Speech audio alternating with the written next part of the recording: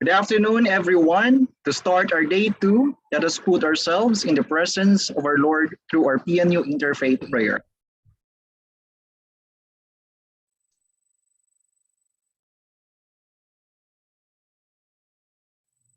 Panalangin ng pagkakaisa ng pamayanan ng pamantasang normal ng Pilipinas. Diyos Ama, Panginoon, Ala, Bathala, at iba pang tawag sa pinaniniwalaang makapangyarihan sa lahat. Pagpupurit pasasalamat ang aming ipinaaabot mula sa aming puso. Patuloy po kaming humaharap sa hamon ng pandemya. Hindi ito madali. Nagdudulot ito ng paghinto sa aming mga nakasanayan upang magpatuloy at mabuhay. Tinatanggap po namin ang hamong ito upang lalong maging matatag, matibay at nagkakaisa sa pagharap sa pagsubok na ito. Bismillahirrahmanirrahim. Alhamdulillahi Rabbil Alamin. Ar-Rahmanirrahim. Maliki Yawmiddin. Iyyaka na'budu wa iyyaka nasta'in. Ihdinas siratal mustaqim. Siratal ladzina an'amta 'alaihim ghairil maghdubi 'alaihim waladdallin. Amin. Nagsisina kami man iti panawen ti pandemya. Gapu iti kasasaad iti biyag. Pinagmaymaysa nami ti tunggal maysa nga adat aprus na nga panangipateg tapno maagasan iti sugat nga impaay ti pandemya. Padayong liguna ang among mga panglawas, udaga ikamig maayong panguna-una. Labaw sa tanan, ipatigbabaw ka namo ang panagiusa, liyo sa among mga kalahian. Ngayong wala pang katiyakan ang patutunguhan dulot ng pandemya, umuusal kami ng dasal ng pagkakaisa. Naway, isantabi namin ang pagkakanya-kanya at sa halip ay magtulungan. Naway alisin ang ugaling walang pakialam kung hindi maging malay sa pakikibahagi sa kapakanan ng kapwa. Naway huwag mangibabaw ang pangsariling interes at manaig ang adhikaing labanan at malampasan ang suliraning ito. Bilang isang pamayanan ng inang pamantasan, ang pamunuan, ang kaguruan, kawani, magulang at mag-aaral ay sama-sama at nagkakaisang humihiling sa iyo. Nanawa, kami ay bikisin bilang isang komunidad, lahi at lipi. Ang bawat salita, wika at diwa ng panalangin ito'y pagpupugay sa iyo, minamahal naming makapangyarihan sa lahat.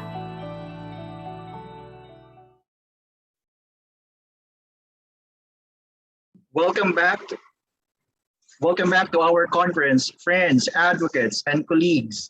This is the SDGs Resiliart Festival and Forum for Health, Peace, and Climate Justice as a healer of traumas caused by COVID-19.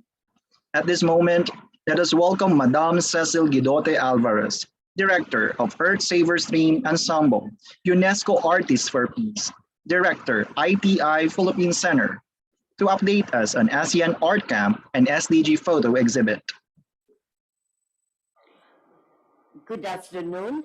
We would like to present and share some of the events that occurred December for UN Human Rights Week, some of the other efforts which are now being undertaken for World Theater Celebration. We'd like to share, as has been mentioned, exhibits of paintings, photographs, including some samples of indie films, and an ASEAN mural gathering of artists that was led by Nemi Miranda in order to provide a crystallization of collaboration in providing a perspective of the SDGs through painting. You will be having other also excerpts to have an idea of the inclusive workshops for healing, for creative empowerment of persons in difficult circumstances, like in prison, like in the cases of persons with disabilities, indigenous communities, and refugees of climate catastrophe and armed conflict. So please have a view of what has been offered by our ITI Earth Savers family to crystallize the SDGs through techno arts strategy.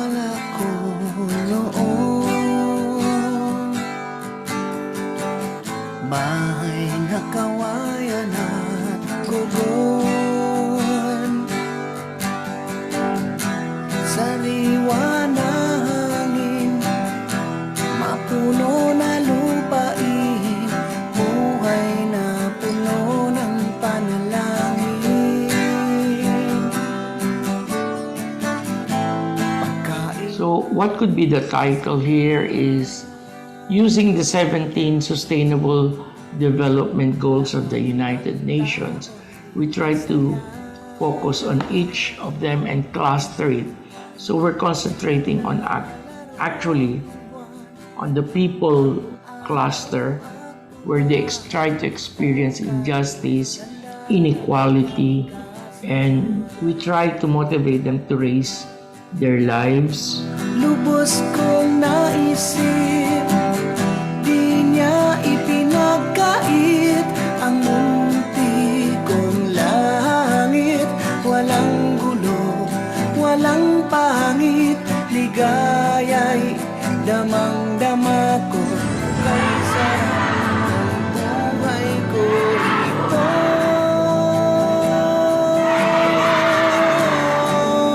We're calling the workshop Mending Broken Spirits because it is made for the inmates of the Bilibid prisons in Muntinlupa and the Women's Correctional in Mandaluyong City. We'd like to know what started the broken spirits.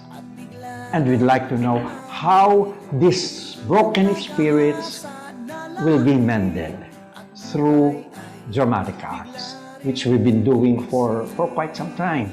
Not only during this workshop, but in other workshops that we have done in the past.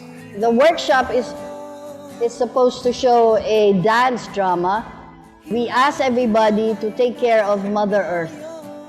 And because we have sinned towards Mother Earth, violence, war, we have cut all those trees, threw garbage in our water, and so we're having flood, we're suffering. Because of the garbage, we have spread viruses, and today we suffer from COVID-19. Sa buhay na tahimik, Panginoon, tulungan mo ang puso kong litong-lito, ligaya'y ipadama mo sa nalalabing buhay ko rito.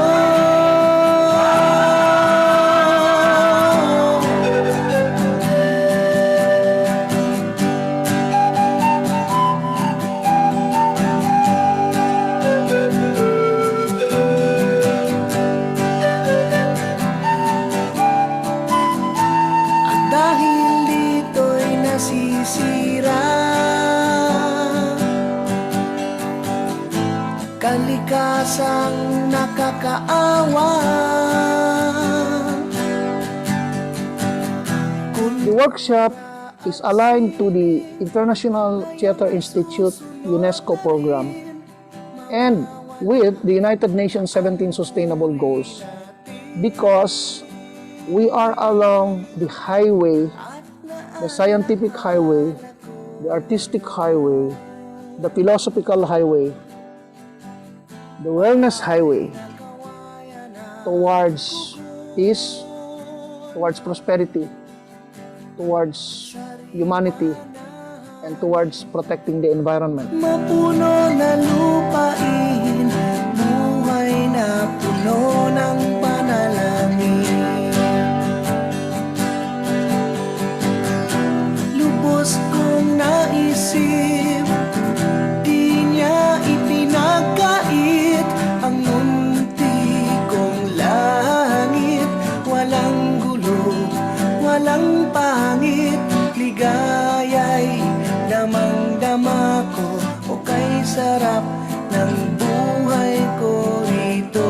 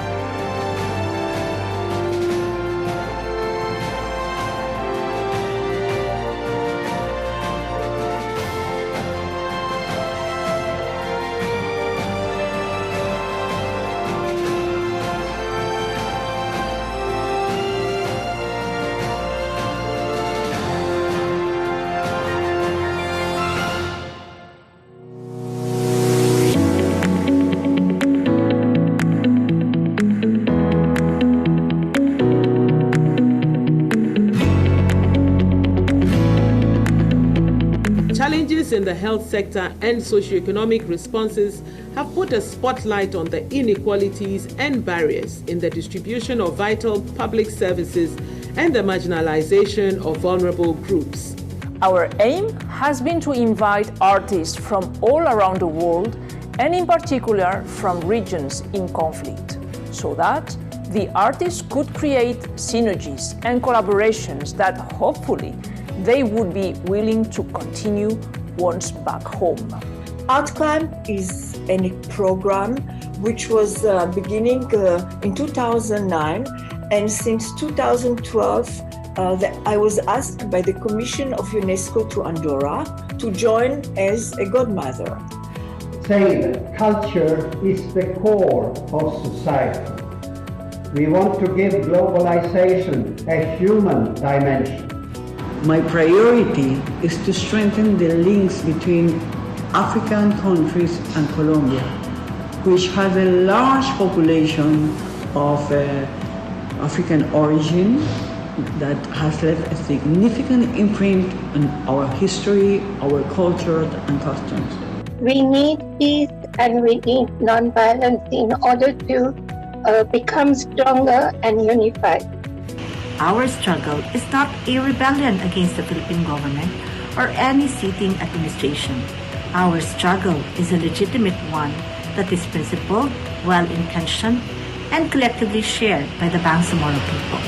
It is a legitimate struggle that is recognized by the international community. UNESCO statistics state about 500 million indigenous people provide the face of cultural diversity, with about 7,000 languages spoken, but they continue to be marginalized with human rights violation. We look at culture as the center, and this was affirmed by the concept of clash of civilizations, wherein Huntington mentioned that at the center of the conflict is culture. Serbia and Kosovo, which were divided from Yugoslavia, could join together in a common statement co-signed by them. So it is possible that you may have been enemies, but there is a way to bridge whatever is the difference. 26 days ago, we witnessed a major problem, that is war, that Russia invaded Ukraine. And because of that, diplomacy failed. Peace is not merely the absence of war, but the presence of justice, law and order, in short, government. Then why may we ask the need to mention security? Many Koreans are in extreme stress because of the communist regime in the north that would like to invade the south anytime that they can. In the field of education, perspective of peace advocacies has to be incorporated in the various curriculum with the insertion of the different SDGs, with the culture and the arts as the core of these advocacies.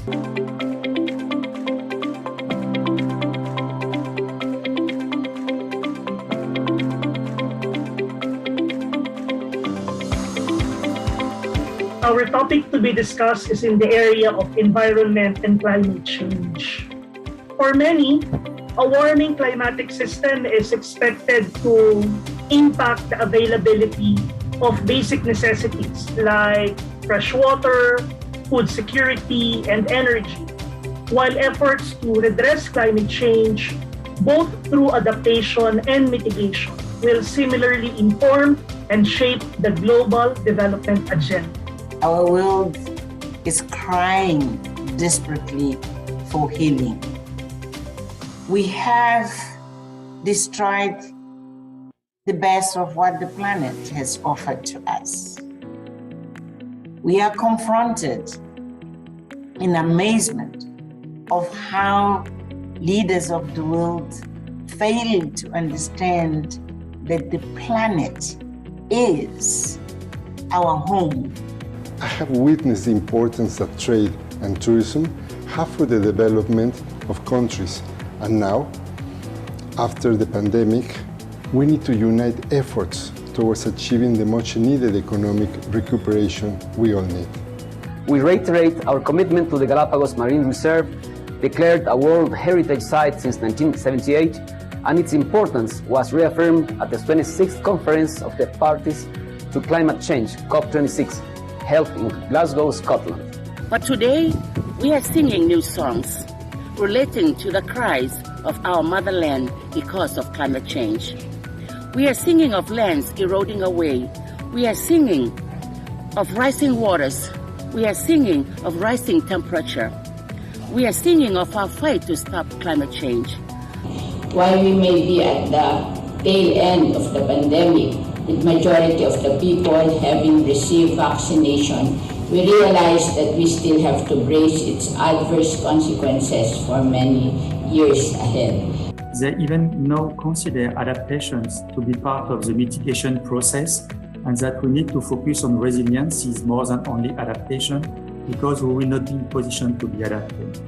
Some of the causes of the climate changes include increased greenhouse gases emissions, that is carbon dioxide, methane, nitrous oxide, use of fossil-based fuels to include your coals, petrol, diesel, and thermal energy. Our environment, softly, is a peaceful environment and enriching one in every sector. And this has been brought about and bringing growth and development through the Second Republic. Here I want to clarify that the Southeast Pacific Ocean region is loosely defined as the eastern side of the South Pacific Ocean, shared by Colombia, Ecuador, Peru, and Chile. Climate change, it impacts all of us. But unfortunately, I think that small island states bear the brunt of the impacts of climate change, and they are really feeling the brunt of climate change, of sea level rise. We support the vision to plant 1 billion bamboo by 2030 in accordance with the UN's Sustainable Development Goals and in obedience to the call of Pope Francis in his encyclical Laudato Si on care for our common home. We are most affected by climate change. The Philippine team has reached out to the indigenous peoples to be aware of this, as they are the ones so deeply involved as the mountains, forests, rivers, and lakes are their immediate environment. Trying to survive their culture, because it's kind of like they're losing it. And because most of the young people of the Magats wants to get out of that place. They have this big ancestral land, and then somehow there's a lot of people that are trying to grab it from them. We've suffered this, small islands, archipelagic states, but we're not now alone. Even developed countries are going crazy with all of being swarmed with flooding and everything. So unless, that's why we're involving artists, educators, communicators, scientists. Unless we popularize science, then we're going to be in trouble, because we have to understand how we are impacted, how what we do in our daily lives is causing all of these problems.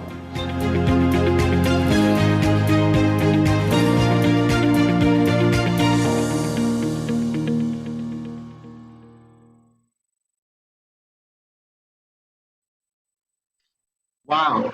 We are truly delighted to know that arts and artists are in the front line for SDGs awareness and promotion. Indeed, ITI is truly commendable. Kudos to our artists and advocates, and of course to Madam Cecil Guidote Alvarez. A minute ago, we just have watched what transpired yesterday. Yesterday, we listened to our Filipino leaders as they delivered their messages of felicitations, state of our country on pandemic, and their support for the purpose of our gathering. Thus, our government recognizes the inevitable call for and value of holistic health experience, peace beyond silence and boundaries, and climate justice. In fact, in session one, with the theme Peace and Social Justice, moderated by Dr. Aldwin Sanchez, we were reminded of our accountabilities as catalysts of genuine respect and solidarity in times of uncertainty, war, pandemic, and economic volatility, emphasizing the value of arts and culture to redeem our humanness and be more connected to others, converging ourselves as moral exemplars in the realities of our time. In session two, with the theme Environment and Climate Change, moderated by Professor Brian Dayuta, we have realized that humans are not independent nor dominant to environment. We coexist. The session highlights high regard for mutuality and harmony, not dominance over our planet. Speakers and commentators made us realize our duty as steward for environmental sustainability. Thus, we have recognized how our environment facilitates our potential as communal beings to develop, innovate, and make our communities sustainable, create arts and new ways of human expression, not to be independent and live in isolation, but to be competent and resilient to live with our planet. Our day one made us aware that we, the people of the world, the global citizens, has the propensity to make meaning through a sense of relatedness to dimensions that transcends the self in such a way that empowers and does not devalue the individual, our planet, and the futures of our next generations. Our call for peace, social justice, sustainable living, environmental protection, and climate justice is a unifying force that vivifies the very reason of our being. Today, we will be having another two equally important sessions for our advocacies. Our first session is on healthcare reform and sustainable tourism. This will be moderated by Dr. Brian Limson, a faculty member of the Faculty of Science, Technology, and Mathematics of the Philippine Normal University. And for our second session today, we will have cultural diplomacy and inclusive education towards economic recovery. This will be moderated by Dr. Tito Baclagan, a faculty member of Faculty of Behavioral and Social Sciences of the Philippine Normal University. And as we immerse ourselves to these sessions today, let us introspect through our thematic video presentations that will be shown before the commencement of every session. At the end of all our sessions today, Dr. Richard Monteverde will deliver our day two synthesis of salient points of our conference.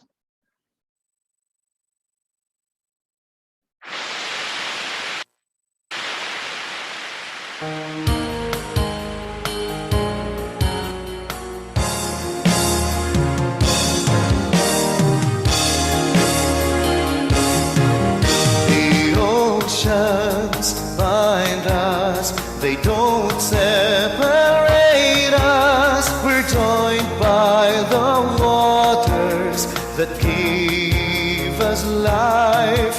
Together we'll clean up to save this bond between us. For this bond is life to us, it's around us, it's in us. It grieves me to see that the waters are not free, from toxic waste to oil spills, line trailings from our beach, the destructions of the corals, garbage dumped into the sea, the forest we are killing, the land we are converting, the earth that is warming, our values are changing.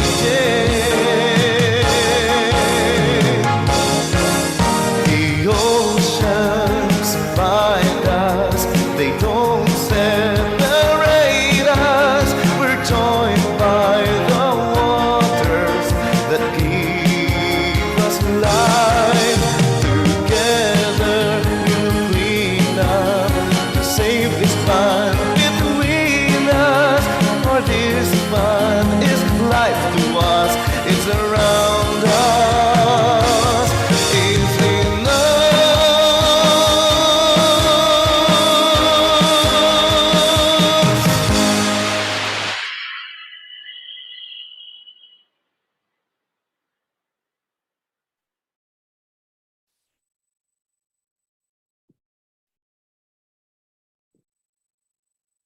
afternoon, everyone. Welcome to the second day of our public forum. This session is on healthcare reform and sustainable tourism. Healthcare reform ensures that fairness and justice are properly addressed. It promotes better health services by enforcing healthcare ethics and gain a comprehensive access among individuals. Likewise, having quality healthcare and cost-effective solutions promote better chances of disease prevention. With people-oriented approach, disease outbreaks are minimized, which can create lucrative opportunities for sustainable tourism here and abroad. In the light of health, peace, and climate justice, let us hear from our distinguished guests this afternoon. To give their corresponding message, I will introduce the international speakers and national speakers before they present their video message. Afterwards, I will introduce the commentators to give their points of view. Now, to give their respective message, here are the international speakers. Mr. Mohammad Jalid, Director, Regional Bureau for Sciences in Asia and the Pacific, UNESCO Asia Pacific Region. Second, Honorable Ignacio Sanchez Amor, Member of the European Parliament. Third, Mr. Jesus de Salvador, a professor of the Catholic University of Valencia, Spain. And the last one, Señorita Olinda Salguero, the Vice President of the Mission Presidential, Spain. Now let us listen to the first international speaker to give his message, Mr. Mohammad Jalil. I believe that a letter will be read. Thank you. UNESCO continues its support for this global SDGs forum through Mr. Mohammad Jalil, Director of the Asia Pacific Bureau on Sciences. This year is the year for basic sciences towards the SDGs. This is his message. The Global SDGs Forum, organized by the Earth Savers Dreams Ensemble, will shed light on the 2030 Agenda for Sustainable Development.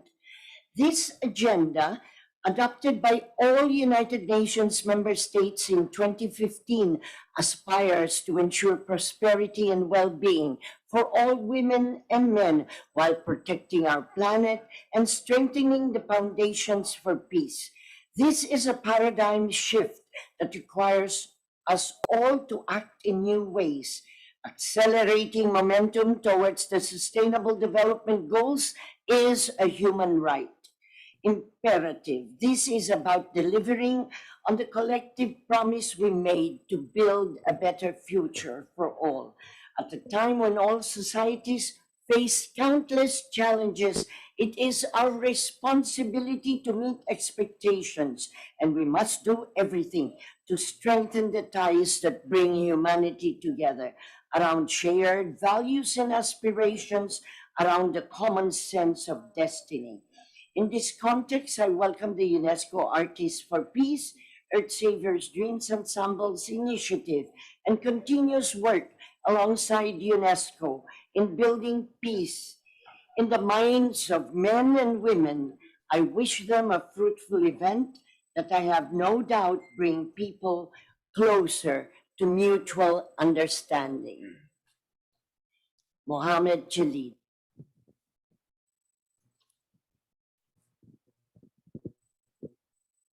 Hello from Brussels, dear friends and colleagues. I would like first to thank the kind invitation of the South-South Cooperation Council and Victor Sebek, and at the same time to thank him and the South-South Cooperation Council the kind invitation to join the Policy Advisory Board of the body. It's a real pleasure and an honor to have the opportunity to work with all of you. I would have liked really to join you all in Manila, but it will be impossible on this occasion. I would like really to do so in the future. And I think the Manila Festival and Forum is an excellent stage to maintain the sustainable development goals on the stage in the international arena. Sometimes There are crises, especially the COVID, that had put a little bit of shadow on the SDG program and agenda. I would like to convey to you my congratulations for this occasion on Manila to raise again the flag of SDGs.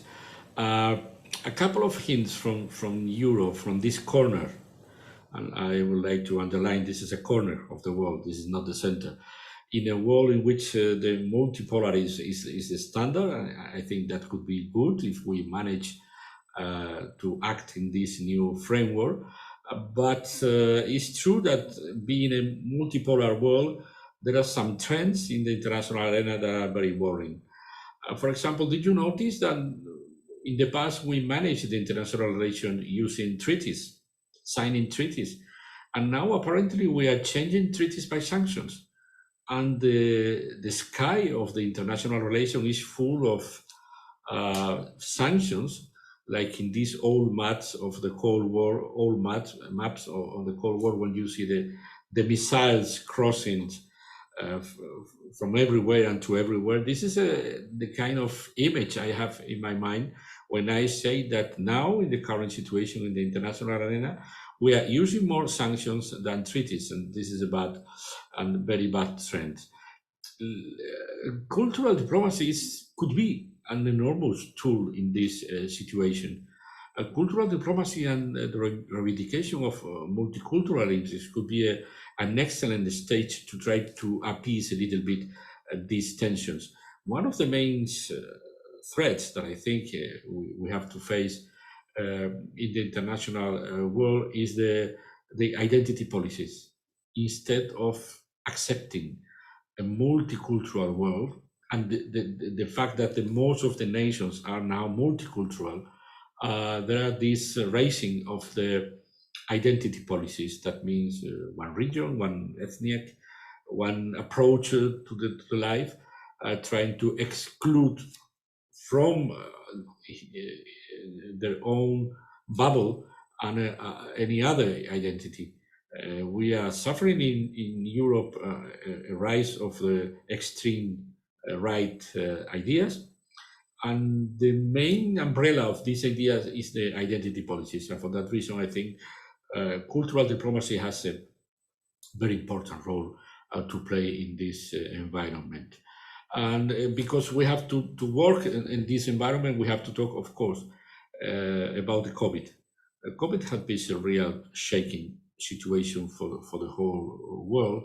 And we have to face, I don't know if we can talk plainly of post-COVID scenario. As you know, at that very moment, I'm talking to you from Brussels in the latest days of October. There is a raising on the pike again in many parts of the world of the pandemic, and we have to be aware that it's not easy to talk plainly about a post-COVID scenario. We in Europe, we did our best. It's true that at the very beginning of the pandemic, we noticed with alarm that there was a lot of things that we didn't produce in Europe, and we have to import in this logic of the globalization that at that very moment they were not reachable. And there was a feeling of crisis because as the most part of the world, we bend on the idea that it was not important where a product could be produced if the world trade is functioning, and we could simply import things. And we discovered dramatically that there was a lot of things that at the peak of the problem we didn't have the opportunity to bring to Europe, and that has drive to this idea of the strategic autonomy. But we did our best. We put together our efforts, the 27 countries of the European Union, to face the challenge of COVID, and we managed to create a vaccine policy and a health policy beside an economic policy to try to face the main hit of the pandemics on the economic and social situation in the countries. Our approach now is, of course, that there is no post-COVID scenario if we don't work with all the world trying to face this important challenge. And we have to continue our common effort, not only to produce and to try to distribute vaccines among our members, but to try to protect the whole world. Because if there is no, as we all know, it's a topic a little bit, but if we don't protect the whole world, never is protected really. And for that reason, we are proposing some things I would like to convey to you. The first one, I don't know if say the mainly one, but the most long-term approach is to have an international treaty on pandemics, a legal binding a legal binding framework in which every country under the umbrella of the World Health Organization could approach eventually another risk in the future of that kind and for that we have to put all the what we call the intelligent hub in March. That means the whole intelligence of the whole world has to be put together to try to finish the situation and to avoid and prevent other future situations. And this idea of the intelligence hub is a call for the whole world. It's a call for the North, for the South, for any kind of political regime. We have to put together all our knowledge and intelligence to try to avoid a situation like we had in the recent past. And for that, coordination is vital. Coordination is vital, and we have to bend again on the idea of the support to the science approach. We have noticing all of us a kind of surge of irrationalism again, a kind of creating doubts on the science, creating doubts on the scientific knowledge, and this is a disaster. This is a disaster because the rationalism for the last centuries in the whole world has been the most secure approach we could have to face any kind of challenge. And for that reason, to support this scientific knowledge, not only funding, but putting on the state that we have to rely on our knowledge or coming from science to take care of that kind of issues. And then the solidarity, of course. The solidarity among any developed country and any developing countries. This is a kind of network. This is not a north-south issue. We have to work taking into account that solidarity is a complex and multi-directional network. It's not only like it was in the past, a north-south direction. And for that reason, we have to remove the obstacles for having a complete protection of the world. Of course, exporting doses. We have to improve the production of vaccine. We have to improve the prices, and we have to improve the channels of distribution to the whole world to export doses. Of course, financing the COVAX bottlenecks, because we are noticing there is a problem in logistics now all over the world, and this is going to affect also the distribution of vaccines. We have to be aware that the most valuable thing, the most valuable good we have to move all over the world is vaccines, not other. Of course, there are other very important products that we have to distribute all over the world, but vaccines now have to have the preference to reach any corner of the world. And Europe and the Western and the developed world has to fulfill its commitment on donations of vaccine. Europe has not fulfilled completely its previous commitments.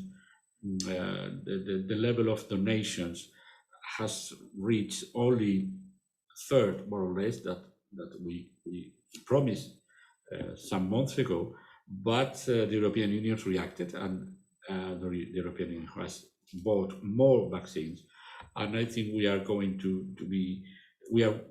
to fulfill our commitments in the coming months.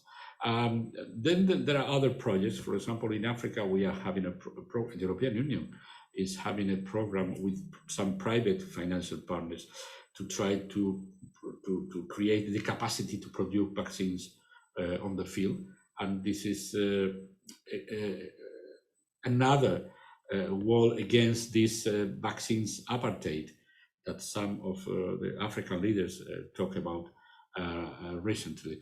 Because we have to be aware that in the low-income countries, only 2% of the population has been vaccinated. In the higher level of income, the percentage is 50. In the European Union is 75.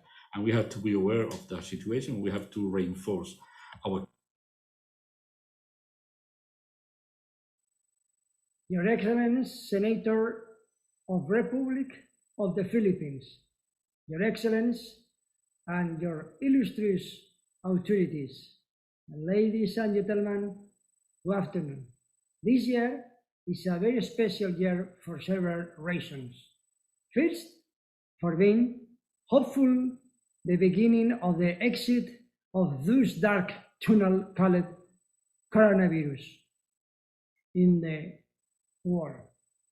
And after, because he is the 450th anniversary of founding of Manila city and the 500 years of evangelization of the Philippines by Europeans, Spanish, and it is its own story that can light the way in these dark and difficult times when we need resilient action based on science and art through forums as organized by Resiliart and under the patronage of UNESCO and with the Sustainable Development Goals to save the planet and humanity.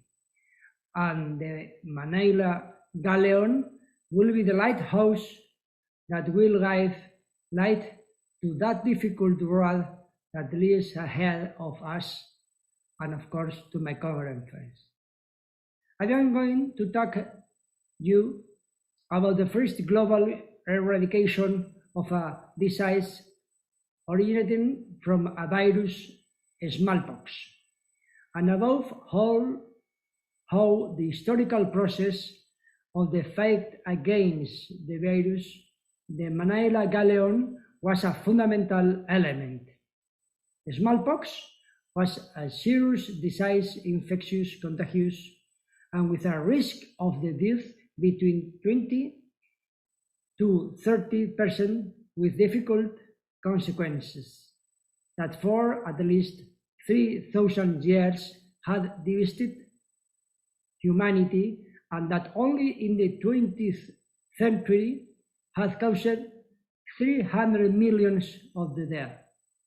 It was officially eradicated in 1980 at the 33rd World Health Assembly after a 10 years vaccination campaign. But one of the greatest efforts in the beginning of this titanic fight against smallpox took place with the Spanish Royal Philanthropic Expeditionary of the vaccine by the Manila Galleon, despite climatic, geographical, and even political adversities, is the first the great scientific triumph of the first global vaccination in history. Europe, Africa, America, Asia, and Oceania, which it would begin in 1803, and it would end in 1912, and where the Manila Galleon was fundamental. The epic of the Manila Galleon was started by versatile and polyphacetic person, officer, religious, military, marine, scientists, who embarked on the adventure and the discovery of other cultures. Moreover, started the Royal Mail, official mail between Acapulco and Manila, because the Captain General of Philippines depend to the Viceroyalty of New Spain, currently Mexico. History of Manila Galleon is the story of humanity in search of progress and development of the new horizons, where the people and different cultures converge to get a better life together, and creating the longest trade route in the story for 250 years, and that without doubt helped to create the first globalization by joining America with Asia, and therefore joining the classic route of silk from China to Europe with the Spanish route to the Americas, thanks to the galleon of Manila. The beginning of Manila galleon was on November 21 in 1564, when Miguel López de Legazpi set sail for the Philippine island from the port of Natividad, Christmas, in Jalisco, Mexico, and entered to the Pacific Ocean, following the route of the first bypass of the planet initiated by Fernando de Magallanes and completed by Juan Sebastián Elcano. Legazpi, former mayor of Mexico, founded the city of Manila 450 years ago on June 24 in 1571, and sent an expedition back to New Spain, currently Mexico, seeking the return route, the so-called Torna Viaje, led by Fray Andrés de Urdaneta, a character who was a military man, cosmographer, sailor, explorer, and Augustan religious, and who had already been in Asia Oceania with Juan Sebastián Elcano's second expedition, and who claimed to have the secret of the tour. Surely the result of his stay of almost 6 years in the Moluccas island. That is why he received the order of the king to lead this expedition, since he claimed that he could return by boat or even a chariot. And he found it when he found the current Kuroshio, Japan Kuroshio, that runs parallel to Japan from south to north, to one that, as this said, ice appear on the region. Humanity got rid of smallpox thanks to the genius of science, the coordination of all institutions, and the philanthropy demonstrated by all, especially in history, to characters like Francisco Balmis and his navigation in the Manila Galleon. Today, the solution should be similar, a combination of science, more solidarity, more international cooperation. Thank you very much, ladies and gentlemen. Hello everyone, great pleasure for me to address this forum because all the 17 SDGs has been a leading priority not only for the United Nations system but also for all the forums I have been working through many years. First of all, in the Esquipulas Foundation that was established in Guatemala. I'm from Guatemala, but also in the Central American Integration System, in which I had the privilege of the last 4 years to serve as a chief of staff. And right now, I'm serving in the Latin American Presidential Mission as the vice president and the executive director. So I congratulate you for this important event, and I appreciate your invitation. As President Cerezo mentioned, we have a particular affection for our brothers and sisters in the Philippines because of our mutual history linked with Spain. I was in Manila a couple of years ago, and honestly, I was amazed for all the culture, the history, and the many links we have. On the other hand, in Central America is an important region with great opportunities and great challenges also. If we consider the 8 countries that belong to the Central American integration system, that is Belize, Guatemala, El Salvador, Honduras, Nicaragua, Costa Rica, Panama, and the Dominican Republic, we are talking about of more than 60 million people. Most of this population is under 30 years, so we are talking about a young region. And here is something that is really important and I want to emphasize. More than the half of the population in Central America are women. And we cannot talk about development, peace, integration, climate change, disaster management, and any topic without women. We have to be in the center of the discussion, and when you invest in women, as it is proved in many different countries, you invest in complete families and the whole society. So I look forward to taking part in the formulation of Manila Platform of Action and taking into relevant for Central and South America, because I think we have to consider this regional approach to have more opportunities and to be civilized that the regions of sub-regions, we have many problems in common, but we need different kind of solutions, not exactly the same. And if we take into consideration that Central America is one of the most vulnerable regions because of the climate change, we have to consider that we have to do many things to stop migration, to avoid the climate migration, that not all the people is talking about that. And that's why we are creating an endowment for all these topics to climate change, disaster management, and to work directly with youth and women.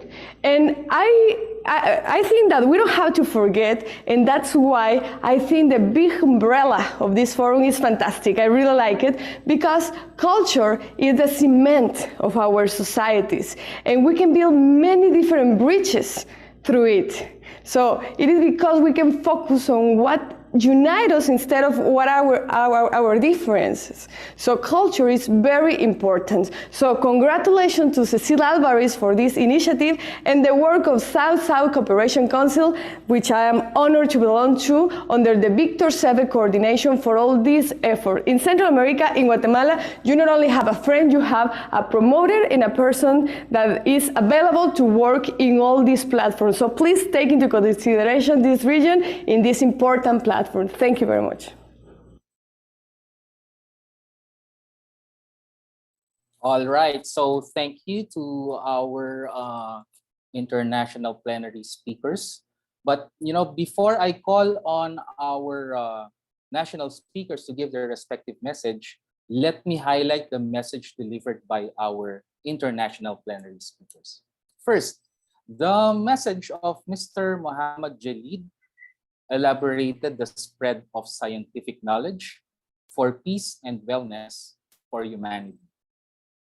Second, the message of Honorable Ignacio Sanchez Amor expressed new possibilities for action if we consider the following.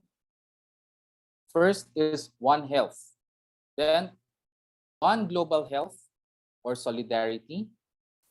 Vaccines preparation is the third, and to adjust the prices of the vaccines. So in other words, the message of Honorable Ignacio Sanchez Amor gives us the paradigm to value the language pattern of biology using scientific knowledge and the power of scientific method. Next, the message of Professor Jesus de Salvador gave us a rational understanding that taking resilient action is based on science and art. It also stressed that the history of Manila Galleon is the history of humanity. So that's very profound, no? I repeat, no? The history of Manila Galleon is the history of humanity. Therefore, in gaining better approximations of the world is to embrace humanity. And last but not the least, Señorita Olinda Salguero signified a thoughtful understanding of affection. She mentioned that there is social cohesion between Spain and the Philippines in the context of history and culture. Also, she reminds us that the youth and women of today gravitate our motivation to address world issues like climate crisis and disaster management. Now, for the national message, we have the following plenary speakers. First is Senator Christopher Lawrence Bongo. He is the chair on the Committee on Health and Demography. Second, we have Secretary Bernadette Romulo Puyat, the Secretary of the Department of Tourism. And third, we have Yusek Jonathan E. Malaya. He's the Undersecretary for Plans, Public Affairs, and Communication in the Department of Interior and Local Government. Here are their messages.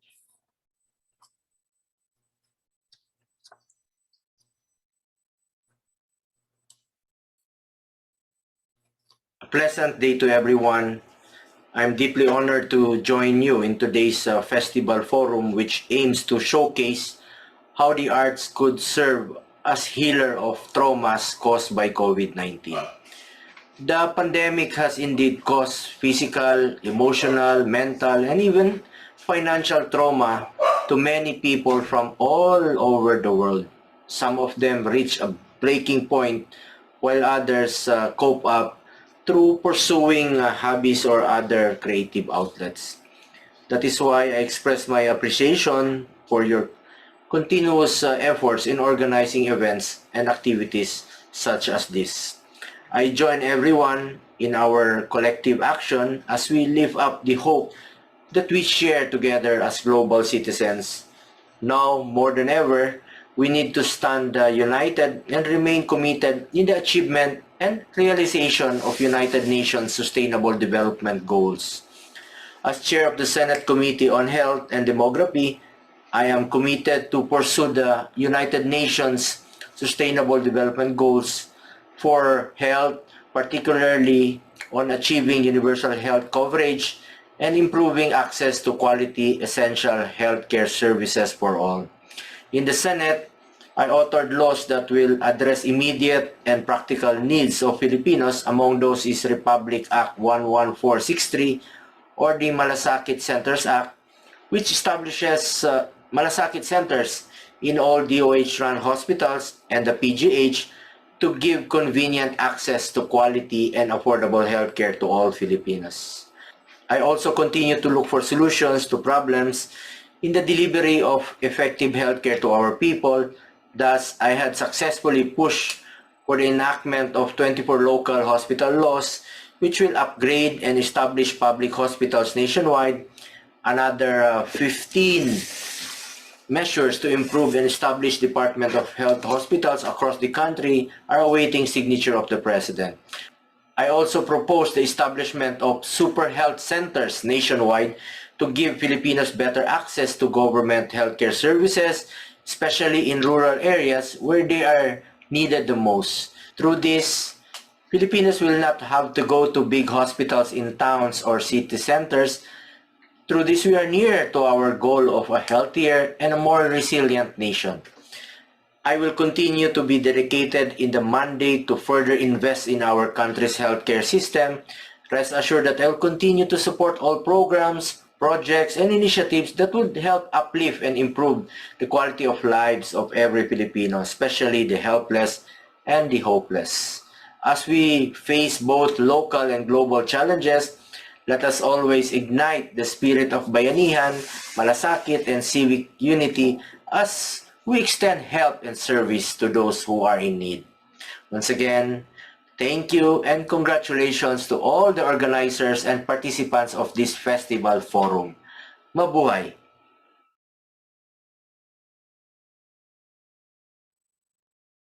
Truly, this is a good opportunity to weave together culture and the arts, environment and conservation, development and the economy in one dynamic conversation with the common goal of building a peaceful and just society. Now, the urgency is greater than ever as we struggle to overcome the wide-ranging effects of the COVID-19 pandemic. On behalf of the Department of Tourism, I am grateful to the Earth Savers and the Philippine Center of the International Theater Institute for their support in our quest to revive the tourism industry. As you all know, the pandemic has severely disrupted tourism in the country, and it continues to do so. Millions of Filipinos employed in the tourism sector, informally or formally, have faced retrenchment and income loss. The DOT has already initiated its tourism response and recovery program to mitigate the effects among our stakeholders and pave the way for the resumption of tourism. While we fervently look forward to the day we can reopen our borders with complete confidence, I want to stress that we are doing so with careful planning and consideration of the health and safety of our people, as well as that of the environment and of our natural resources.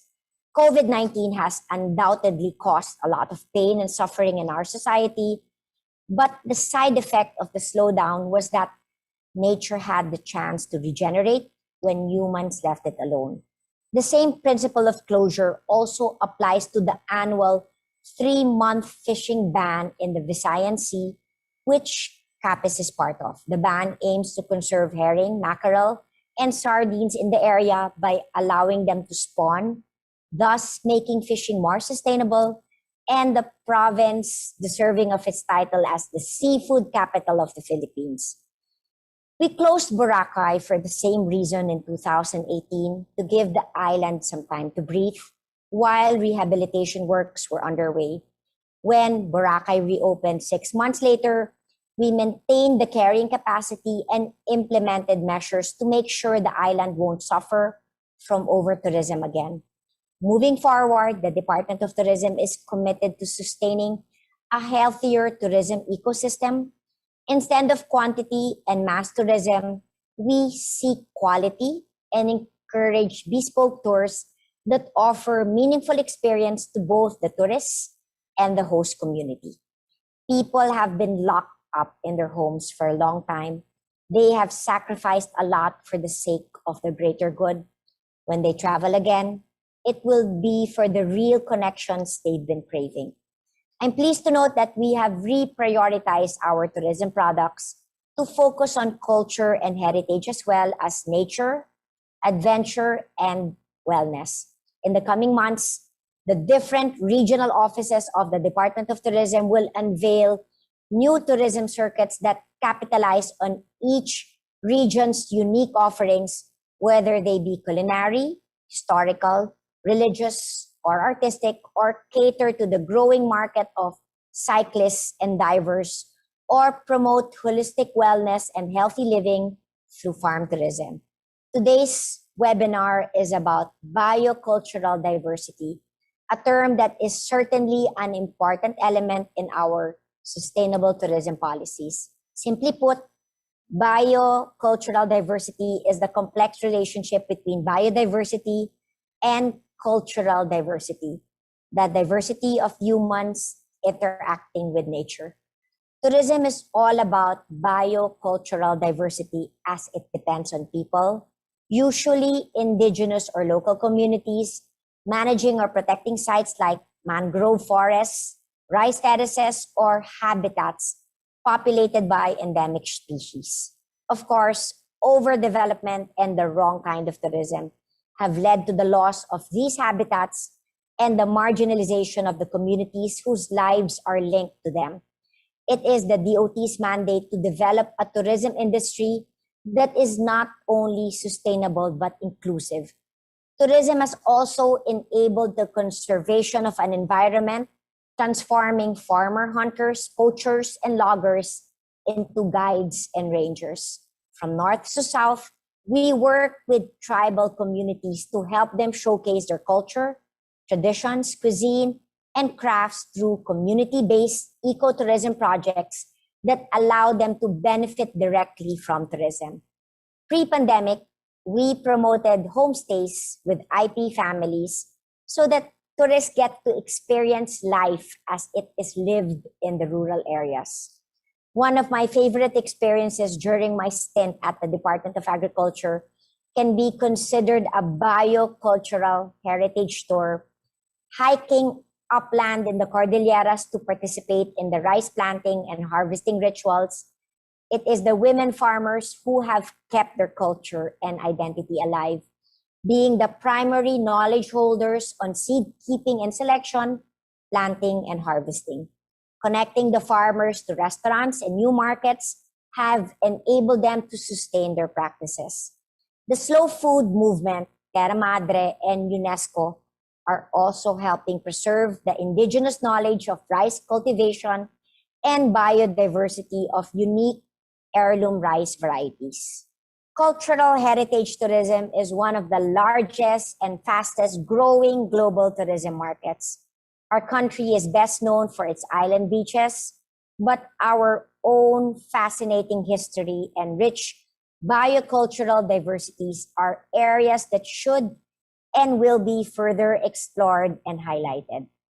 Biocultural diversity is the cornerstone of a resilient planet. When we understand how interconnected nature and humans are, we will respect diversity in all its forms and strive to protect it. Restoring and reviving the tourism industry will bring back the livelihoods of all the community workers, guides, weavers, fishers, and farmers, folk and traditional practitioners who depend on tourism to help preserve their home and their heritage. Again, thank you, Director Cecil, for your unwavering efforts in harnessing the power of the creative and performing arts to transform society and humanity.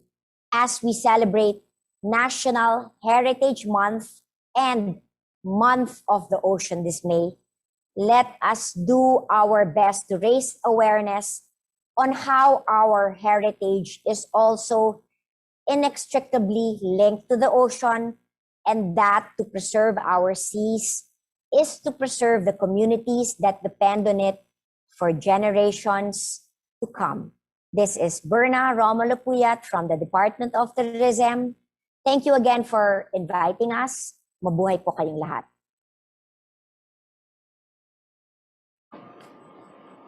This is a special message from the Department of Interior and Local Government, headed by Secretary Anyo, and given to us by Yusek Jonathan Malaya.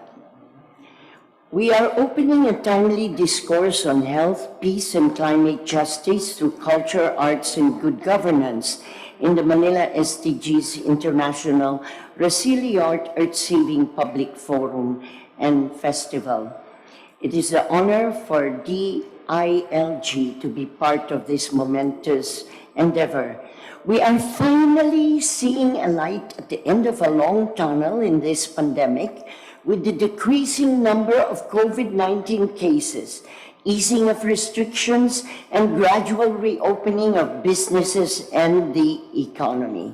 This is why, since day one, DILG, as part of the Interagency Task Force in managing emerging infectious diseases, has been in the forefront of efforts to help our people and country heal, recover, and rise above the 19 pandemic. Our uniformed sector, from the police, fire, and jail bureaus, risk their health and their lives and work 24/7 to enforce the quarantine protocols while ensuring peace and order in the communities. At the start of the lockdown, DILG activated barangay health emergency response teams to provide immediate emergency assistance in the local communities. Additionally, we joined DOH for Bida ang May Disiplina advocacy campaign to encourage people to practice discipline for public health standards. Overcoming the pandemic requires the support and cooperation of everyone, and the Bida May Disiplina program makes each one a Bida in his or her own right by being responsible and disciplined. Alongside law enforcement, we give credit where it is due. Today, DILG holds awarding ceremonies to recognize the best performing LGUs for their implementation of the Safety Seal certification. We will rise above COVID-19 as a people and as a country, and we will rise above this together, stronger and more resilient. By Undersecretary Jonathan Malaya.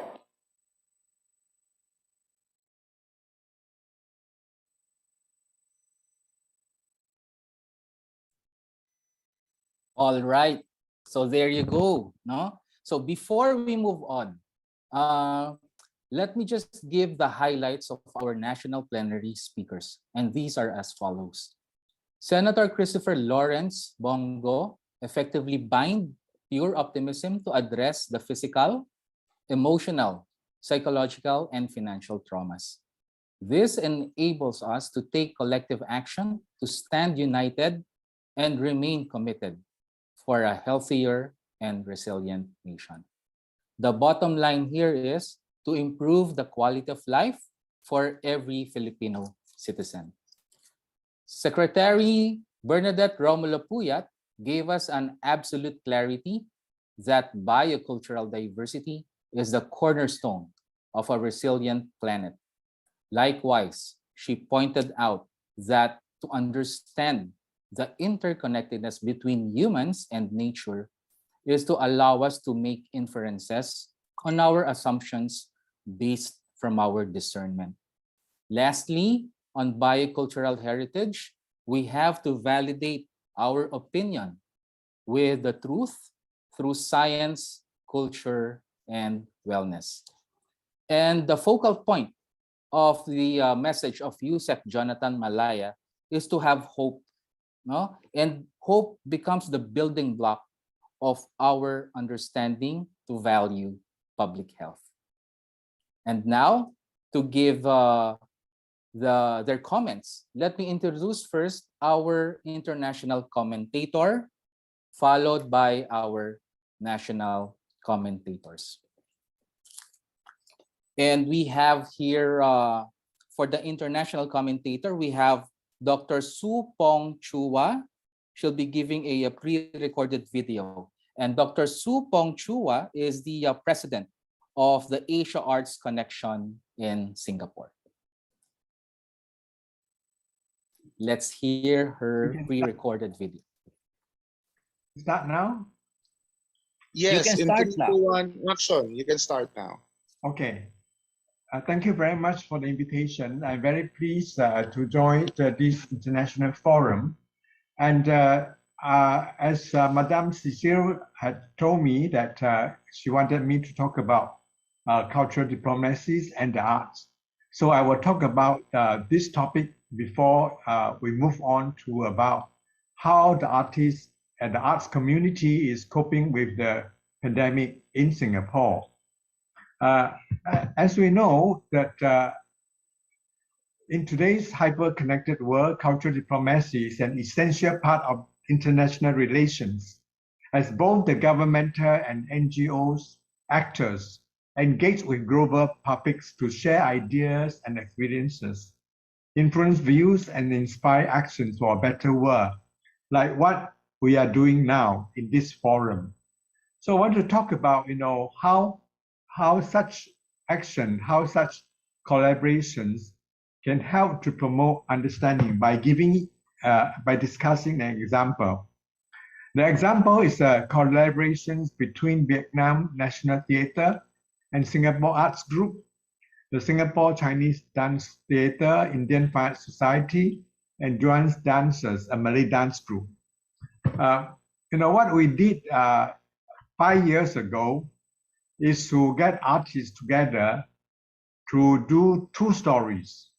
One story is a Singapore story performed by Vietnamese artists, and the other is a Vietnamese story performed by Singaporean artists.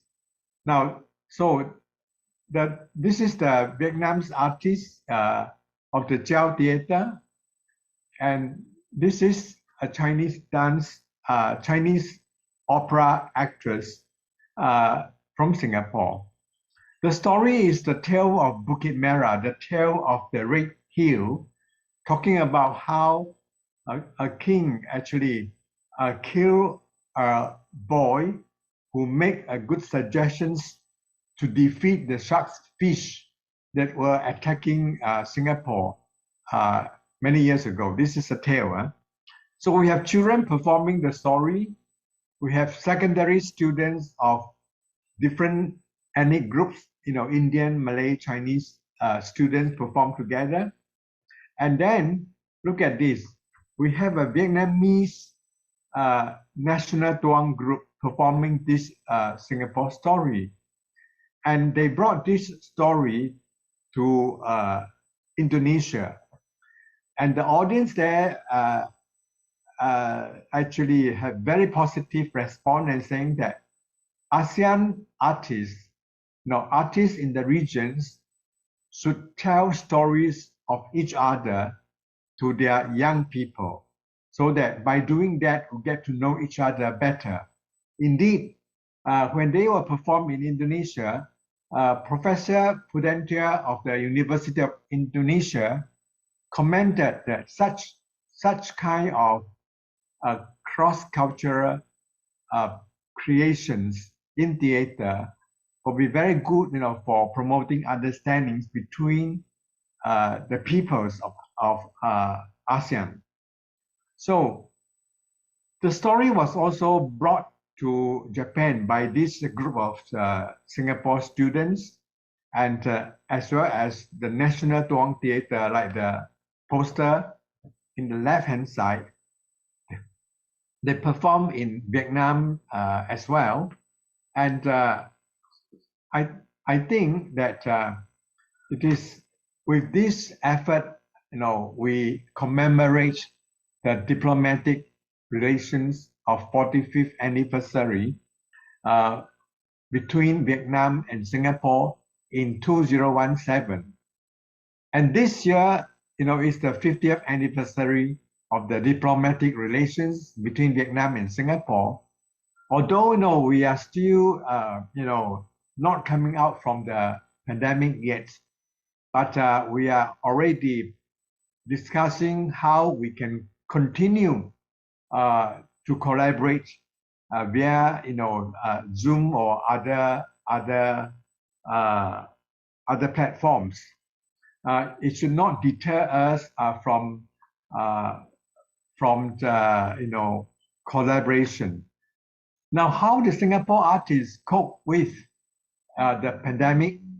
Well, the Singapore National Arts Council have many new grants to assist the arts group to, upgrade their technical capability to record their works and present them, in the YouTube or online or direct, broadcasting online, so that a show that reach out to only like say 600 audience in the theater could now reach thousands, not just for Singaporean audience but also audience abroad.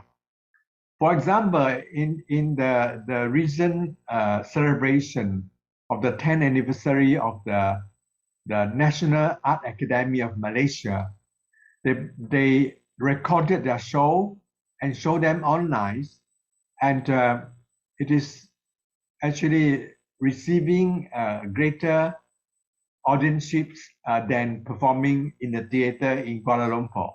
Yeah, so I think this had actually, in a way, encouraged the artists who were not able to use the technology in the past to now master the technique of technology and to produce and document their performances for online, usage, and for the audience, locally and internationally.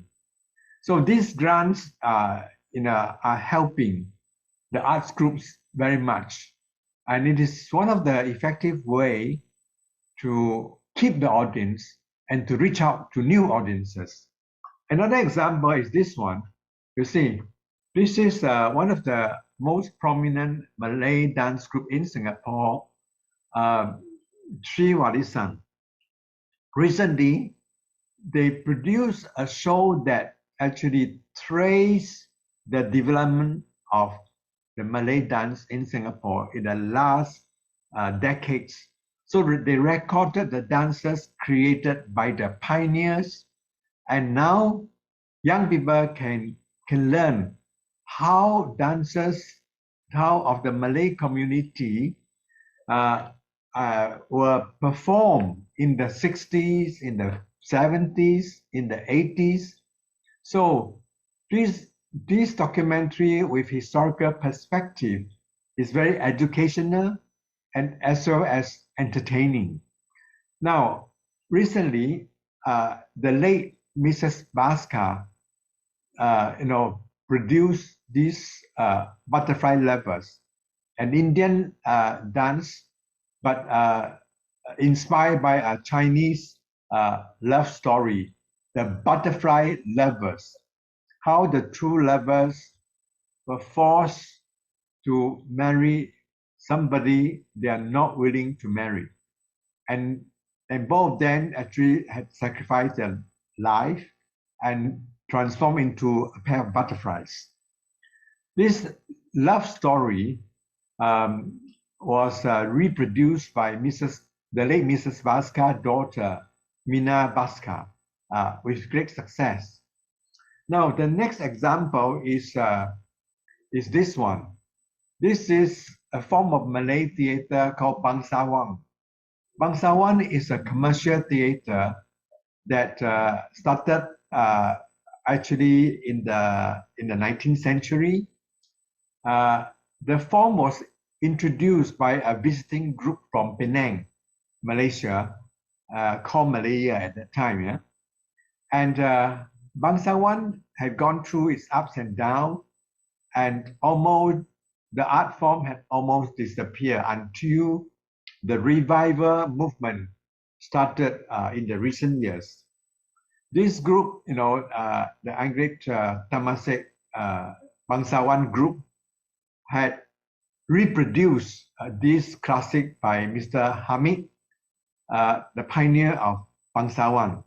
He wrote this script many years ago and was staged very recently presented by the Malay Culture Center of Malay Heritage Center of Singapore. So you can see that this colorful, this very entertaining Malay traditional theater is coming back, during this pandemic. Now, what did they do was that they gathered the veterans as well as train young people to perform these genres. They also go to school, to the Nanhua school, the secondary school, to conduct workshops.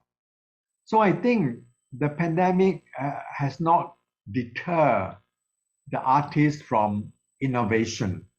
So they have to find new ways of keeping the heritage alive, keeping their groups with new injected energies.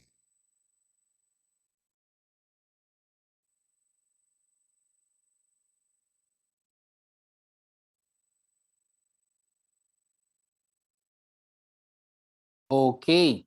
No, so all right. No, so those were the comments of Dr. Su Pong Chua. No, before we move on, no, to the video of Dr.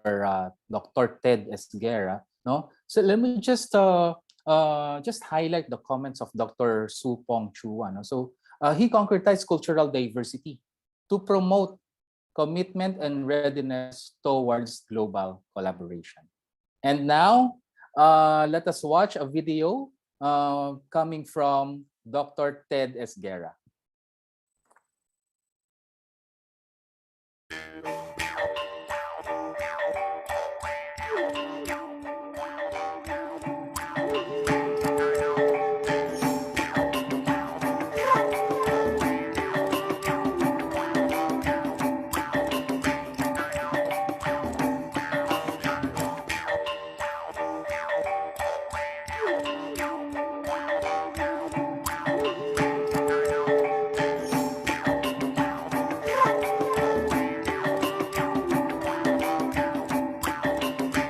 I am Dr. Ted Esguerra. I'm a medical doctor. I'm a COVID survivor. I'm a composer, ethnic music singer, and instrumentalist. And I've been doing it for around 3 decades already.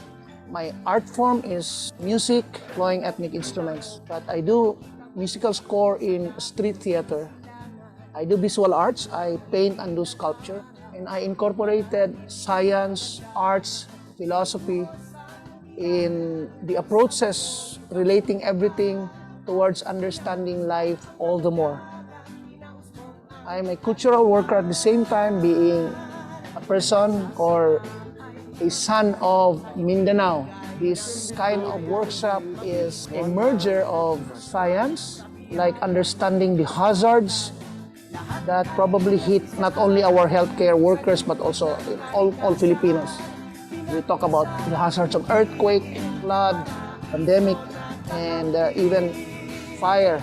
Ikaw, ako, tayong lahat, iisang buhay.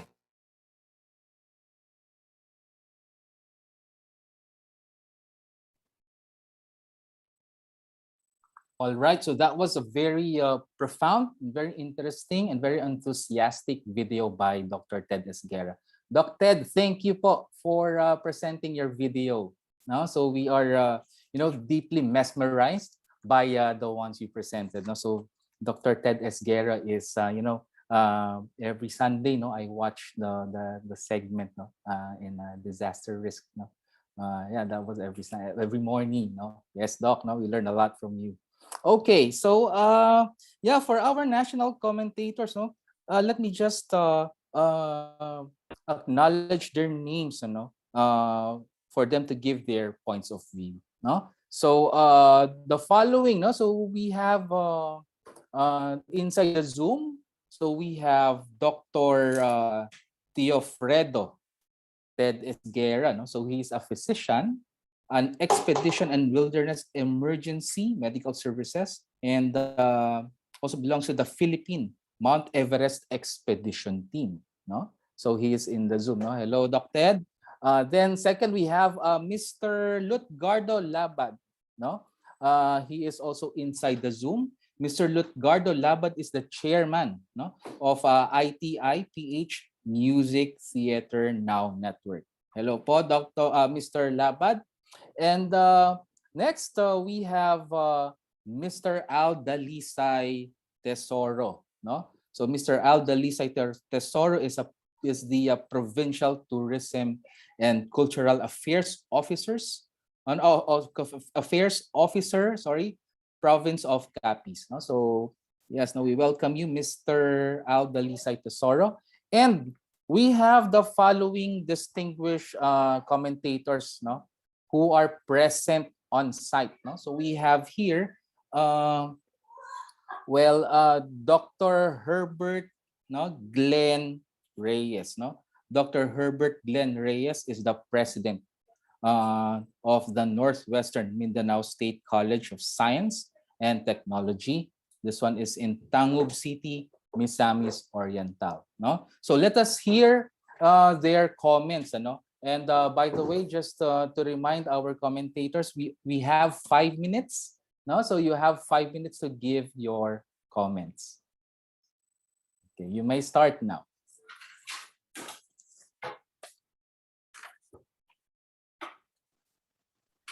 Hi, good afternoon, everyone.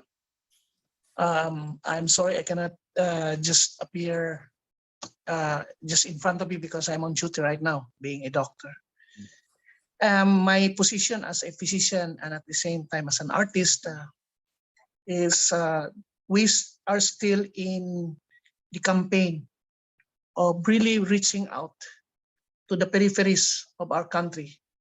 As we can see in the 1987 Constitution, in Article 2, Section 15, it talks about the right to health of every Filipino. But we have still quite a problem because of our archipelagic format, no? And there are the underserved, particularly the poor. We still have, the high maternal and newborn mortality rate, and we have high fertility rate. And at the same time, our country is along the accident and disaster corridor. Our country has the fifth longest shoreline on Earth, and we are vulnerable to so many things, particularly the effects of climate change. As we can see, we've been experiencing like extended dry monsoon or even drought, and we have some sorts of flood, and the typhoon comes in. 21 of them, 9 of them will make landfall, and 4 to 5 will be in categories 4 and 5. So imagine the insult. And just because of this disaster, the subsequent hazards that come in that affects our countrymen, particularly the vector-borne like malaria, dengue. And even as we experience the pandemic right now, we don't have the healthcare facilities intended to track or to detect the COVID-19. Most of the facilities are located in the city centers. So this is a challenge for me as a doctor and at the same time as an artist. We can resolve this by really doing a deep dive in understanding the right to health of every Filipino, and at the same time to encourage our raw talent, particularly our tribes. We have indigenous ways of creating our own medicine for non-complicated illness. Like for example, if we have stomach ache or simply like a fever, unless you go for operation, surgical operation. So we can merge both East and West. In the universities, we were taught that science and arts are somehow in different worlds. Well, I say yes and no, but I would be in the yes. We can put a merger on philosophy, science, even faith, and bring them forth towards facing the new normal challenges of the new normal times. So I am Dr. Ted Esguerra. I am a disaster doctor, and at the same time, I am an artist. So I greet you all, mabuhay and padayon. Okay, thank you very much, Dr. Ted Esguerra. So moving on, we have Mr. Lutgardo Laban. Sir, good afternoon. Good afternoon. Magandang hapon in our national language. I come from Bohol, which is in the center of the country, and we have been hit a lot of times with all of these climate change disasters. But I've also been trained in the use of the arts for development and for transformation. And I'd like to thank this opportunity for our province to be able to share our experiences and insights about this most important topic. And most especially to Madam Cecil Guidote Alvarez, who has been my teacher for decades, in how we can transform lives and communities by the powerful use of the arts. I will start with a series of slides just to anchor us in what happened exactly in Bohol, because the tragedy of our island states or island countries are not just about countries. It can also about small islands that are not countries but are members of a bigger province. They can be island barangays, as we call them, or island villages. And this is one of the greatest tragedies that has happened to our province. So allow me to share my slides.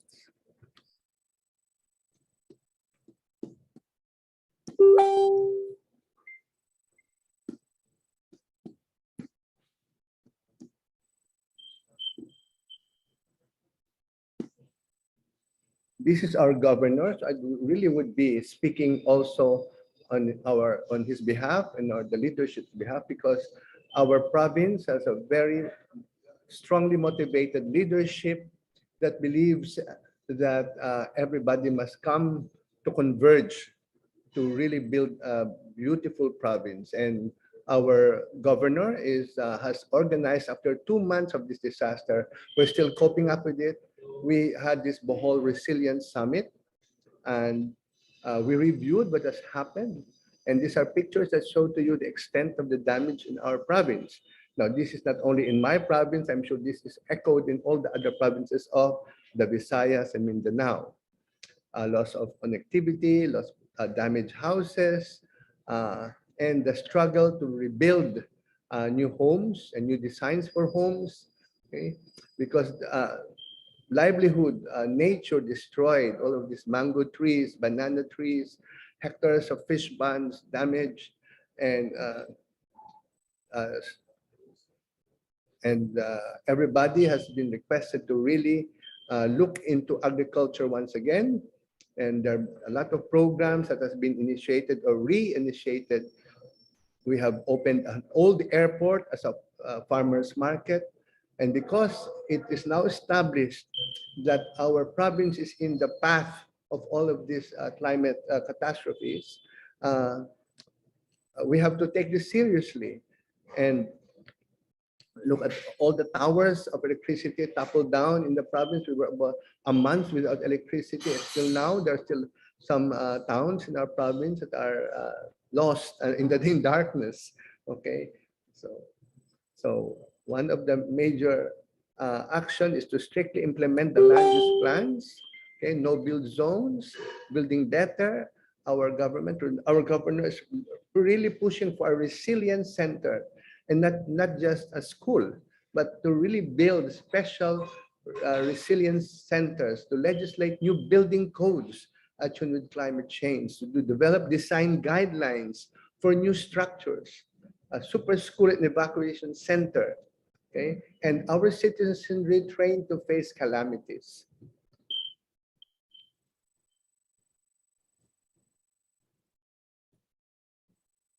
And part of the summit is to review the basic science of addressing this kind of hazards, like what Madame Cecile has told us, to popularize science. Okay, so we need to immerse ourselves in all of this science language and universe, so that we understand where we are living and how we are living with this kind of geology with us. So all of this is now going to be mainstreamed in the different schools and NGOs, so that we understand what all of this means, what is disaster, what is geology, how to finance, how to develop.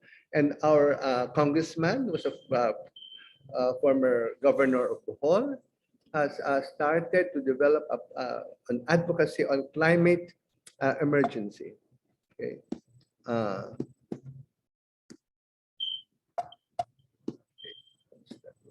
There. Okay. So a roadmap, no, is to support small islands and coastal communities vulnerable to tidal floods. We have to craft our own declaration of climate emergency, strengthen convergence of adaptation and mitigation, and guide us on how we can enhance our own resilience. So we want to lead the call for climate justice, hold the major carbon emitters accountable to their promised financial assistance to the most vulnerable countries to climate change, like the Philippines. Okay. So I'd like to go to one of the responses of the arts sectors, and this is through arts. During the midst of coping with this disaster, we had one of our cultural treasures come together and do, because of the pandemic too, we have to develop this new medium of virtual technology. So we were already slowly being adept at it. So this is one of those video showing that artists care, that we want to instill hope to the people who have been devastated by these floods and by this wind, this storm. So can we play, please, the Paraiso of the Lobok Children's Choir?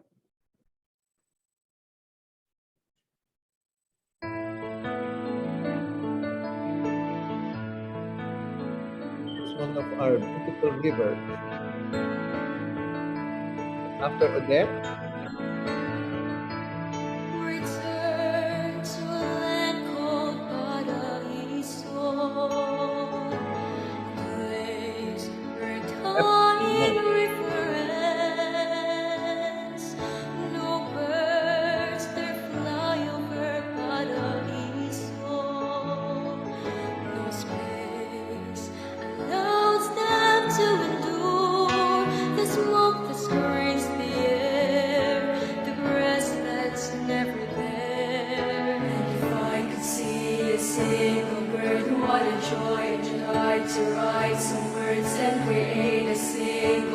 to be heard by the Dos rest al piano. of the world. I live in this land called Paraiso, in a house made of cardboard floors and walls. I learned to be free in Paraiso. Hope to bring back paradise.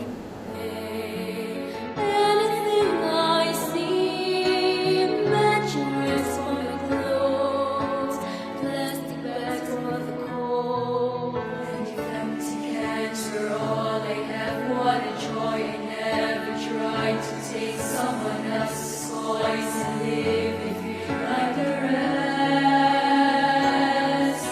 Musical instruments, joy, life.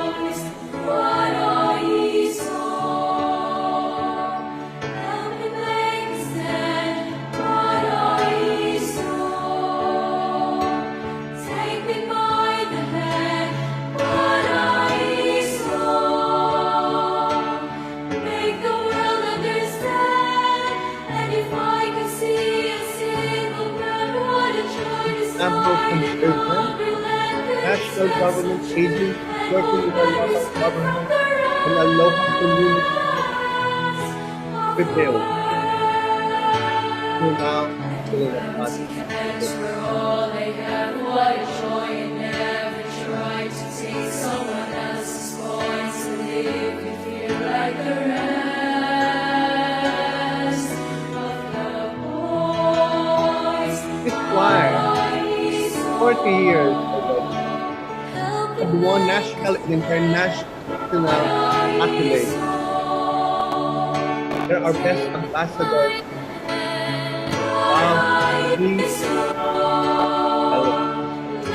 To them, unifies again.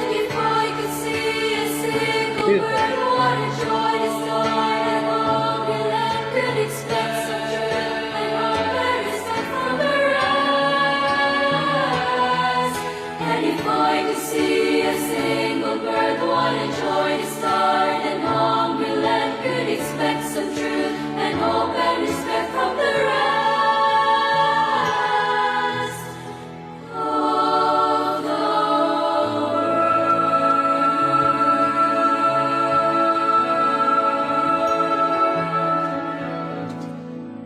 I hope you could indulge me to share the actual arts and culture response during the first 2 months. It's a short video showing 3 minutes only, showing how we artists were, I'm a member of the theater group, Kasing Sining, and a member of the Arts Council of Bohol, made up of different cultural groups, visual arts, media, music, etc., and how we first help each other, and then how we help reach out to this island community in the north, where almost 90% has been of families, of homes and livelihoods has been impacted. And that was the first, through the help of friends, networking. So networking, collaboration, cooperation is so essential for the first stages of recovery. And after that, we did a lot of, for the National Arts Month last February, we did an arts caravan. We call it Ginhawa, after the National Commission for Culture and the Arts theme, Caravan for Peace, paglaom sa, ang sining ng pag-asa. For us, it's sining alay sa paglaom. Arts for peace, arts for hope. Okay, and it's a whole pedagogy using the arts, okay, which we learned from Cecile, from PETA, from the ITI. And then we had our own psychological debriefing, first aid, and then we helped process the communities, and they created themes with they themselves, the communities created their short showcases on how they responded to the damage and how they want to move on. So this is a 3-minute excerpt of that whole program of ours for Ginhawa sa Sining, or breathing for hope through the arts. Can we have that video, please?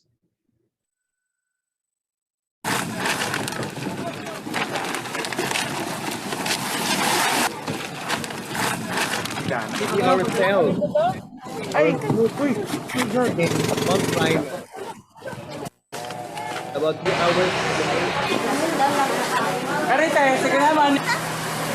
Kapag bagyo noon o wa pa ko kabalhin, hurot jud ako. Akong anak, akong apo. Nahadlok mi kay ag tubig kanang nisaka na taga diari na ba nya. Nanguan mi dito nang bakwit mi dito as kan Materials from my friends, seminaries. Pag ingon na niya ko, anay bagyo, diha na. Bahala gubagbay, basta walang joy natabo na mo.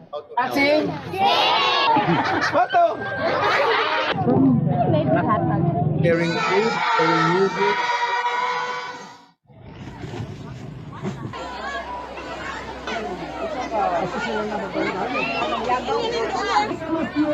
A Father Val in Lot.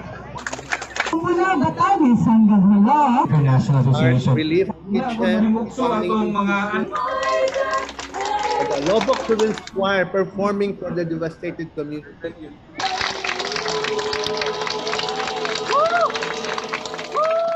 It was in January. In February, we have the Arts Month program. We went to another town, Talibon, and we brought 100 youth. This is a youth driven program.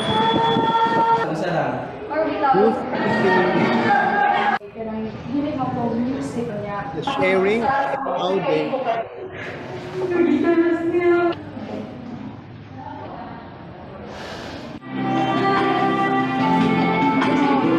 they conveyed their experiences in dance, music, drama, integrated arts approach. Ako ni moabot nga bagyo. Lumabas ako sa aming tahanan. Among balay, hapit gidagit, pero sige lang.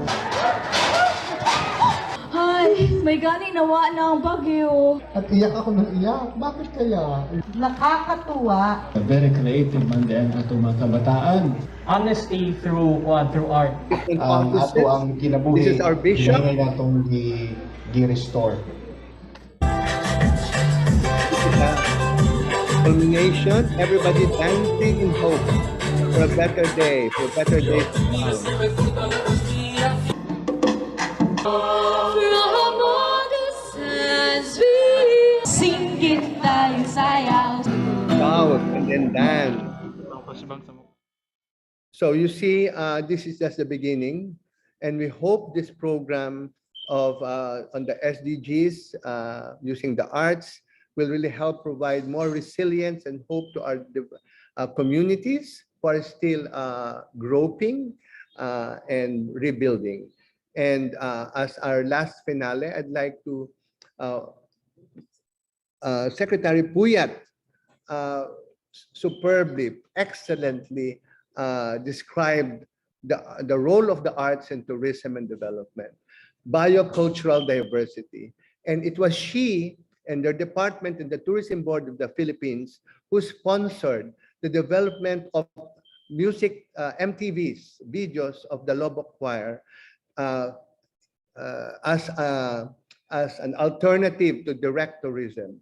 So this is an output as our offering for those who are in the pandemic zone, so that we know we want to have tourism, our cultural livelihoods rebuilt, and this is the finale of the Bohol sharing on our arts, culture, and tourism. In this, the title of this video is Bahandi, Treasure. So it means our treasures will always be there, no matter what happens. Our heritage, our local industries, our local crafts, our local beliefs, and this is what we are pledging to conserve, to preserve, to promote, even in times of disaster and crisis, because in that heritage is our values, is our soul, is our spirit. So, Bahandi for all of you.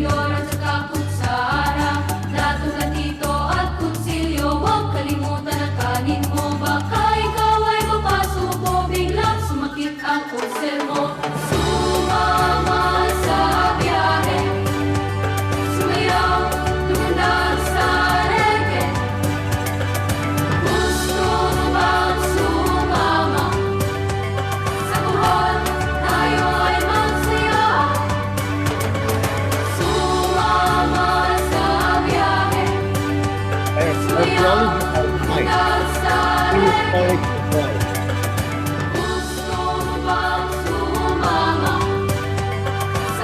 Vocal by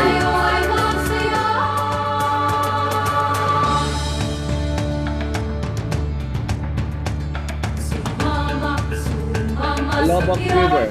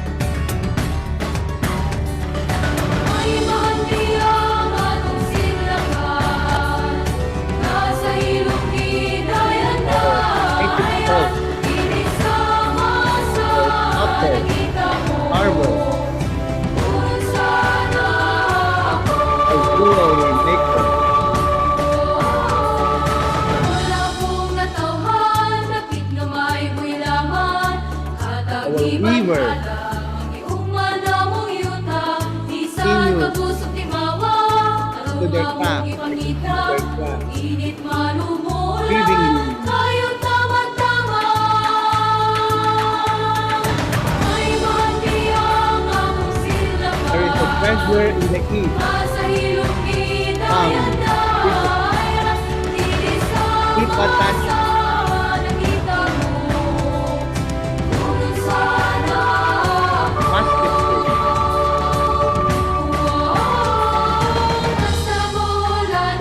Musical instrument playing, a rondalia.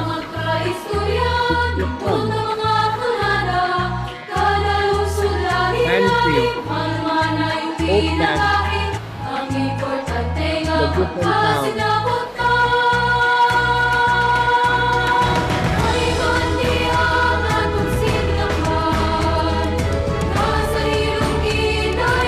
Taking calamay, coconut drink concert. Very folk, very local.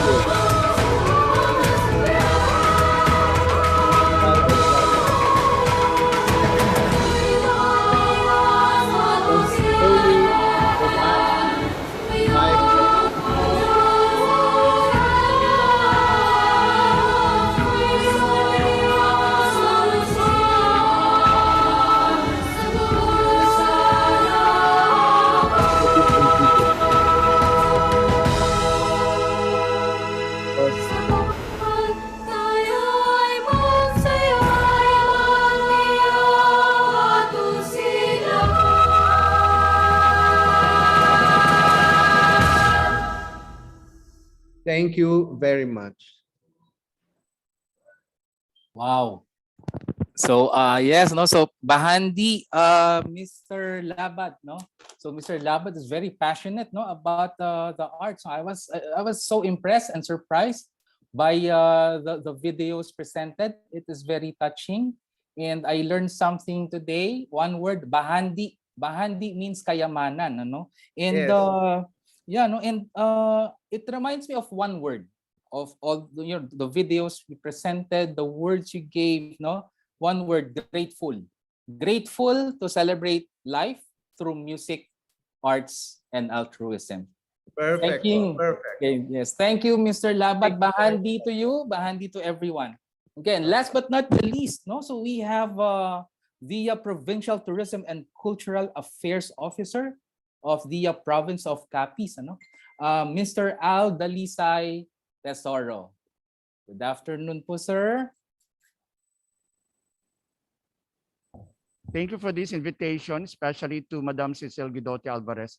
After my short talk, can we have a share screen for a very short video later? Okay. Thank you. All our discussions this afternoon focusing on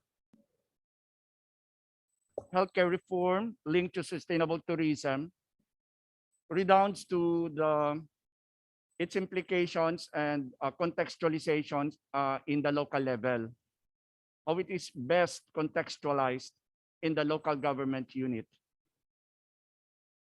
Here in the province of Capiz,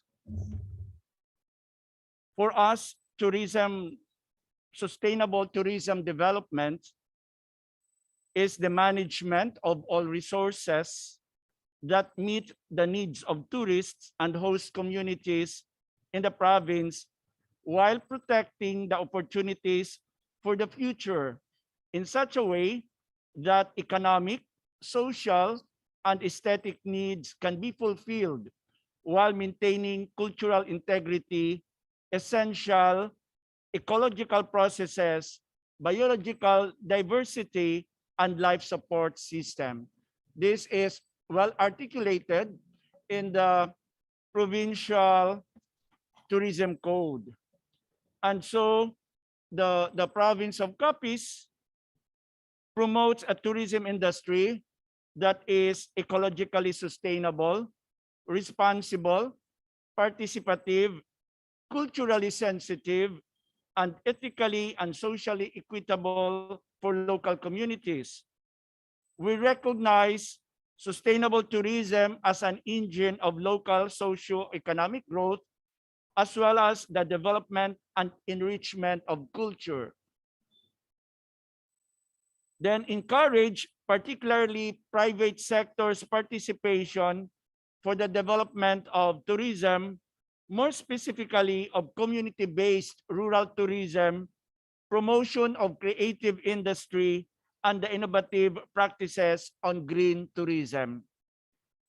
And we have several programs, projects, and activities that we implemented, guided by this vision. I'd like to share one of the projects that we have is what we call Sulhay, which means wellness. Sulhay, harnessing creative capacities towards mental health and community well-being. This is in partnership with the Philippine Educational Theater Association, or PETA, and the the Balik Kalipay Center for Psychosocial Response Incorporated, and with the Guidance Counselor Network of Capiz Incorporated.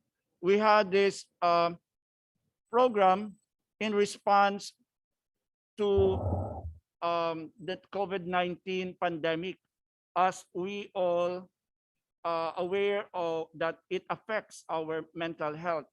But we are using creative expression with this program. And with this, we were able to organize a pool of trainers, and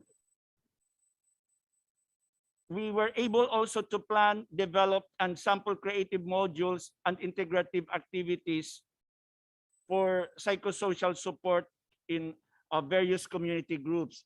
And our pool of facilitators that were trained are the guidance counselors from the various private and public schools in the province. We have also the medical frontliners, the social workers, artists, and the other frontliners like the PNP, and also from the youth sector. And our programs, our activities, specifically, we have this street market or manindahan ta, but this is an innovation of the usual street market. We involve the farmers, specifically those farm tourism sites, the fisher folks, the artists, the artisans, and the indigenous peoples communities.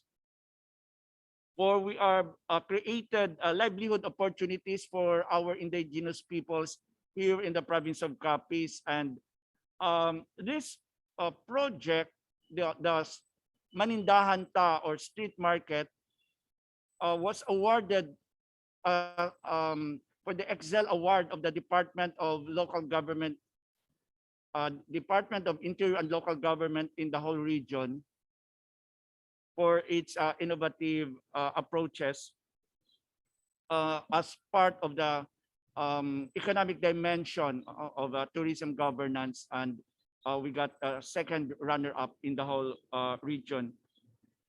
And so we espoused culture-based governance in the province of Capiz.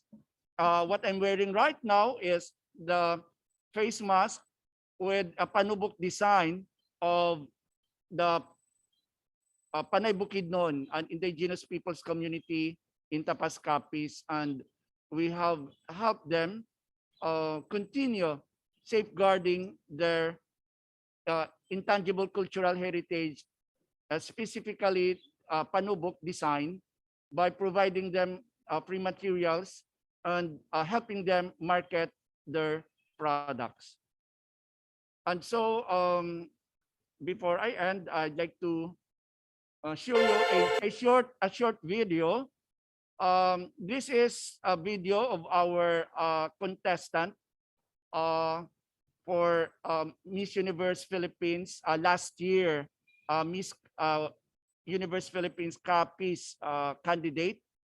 I just like to emphasize here that with the various sectors, as we espouse culture-based governance, the private sector, even how we innovate, no? How we connect with the community, and how we espouse our culture even among young people.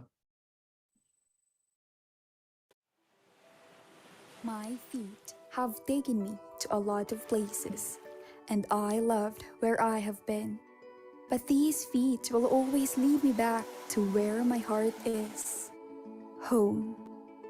Here, where I am free, where I am safe, where food is shared with neighbors, where stories connect nature and people, where the past is as valued as the present, where resiliency is the strongest character, and unity is the language of love. Mabuhay! Ako si Cherry Angel Anflejales, a proud Capisnon. Join me as we capture Capiz!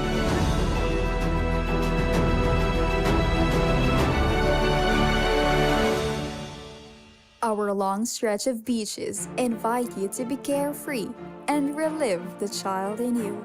Caves do not only shelter living things, but also stories of our gallant heroes. And hills hold some of the country's tallest statues of veneration, resembling the faith of its people. And our churches withstand the test of time and calamities. We progress by teaching the young people the old ways of our folks and the knowledge of our indigenous peoples, so they remain grounded and rightful bearers of the Capisnon culture. We tell our tales through our dances and chants, offer our dishes and delicacies. This is what we own, and this is what we share. Capiz is about its people, its stories. Now, let your feet lead you to my home. With our windows open, I am here showing Capiz to the rest of the universe.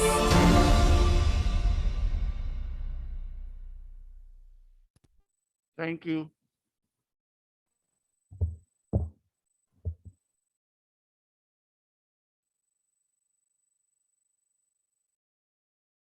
Wow. So beautiful Capiz, no? Mr. Tesoro, I think I'm planning my first destination, no? After this post-pandemic, no? It makes me get motivated to visit Capiz, ano? And And yeah, Mr. Tesoro, I like your mask. No, it's very indigenous. It's very Filipino.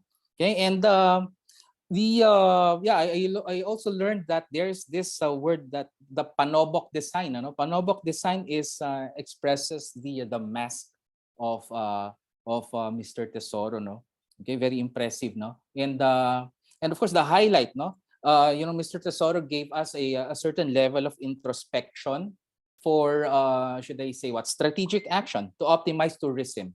Okay, and Sulhay, take note, Sulhay means wellness, mental health, and community well-being. No, so Sulhay, wellness, mental health, and community well-being. And then that panobok design is the face mask. No, and of course prior to this we have this bahandi. Bahandi again is kayamanan. No, this one was cited by Mr. Labad. No, and yeah, so do we have any questions coming from our participants before we give the finale? Yes, questions so far? Probably we can entertain 2 questions.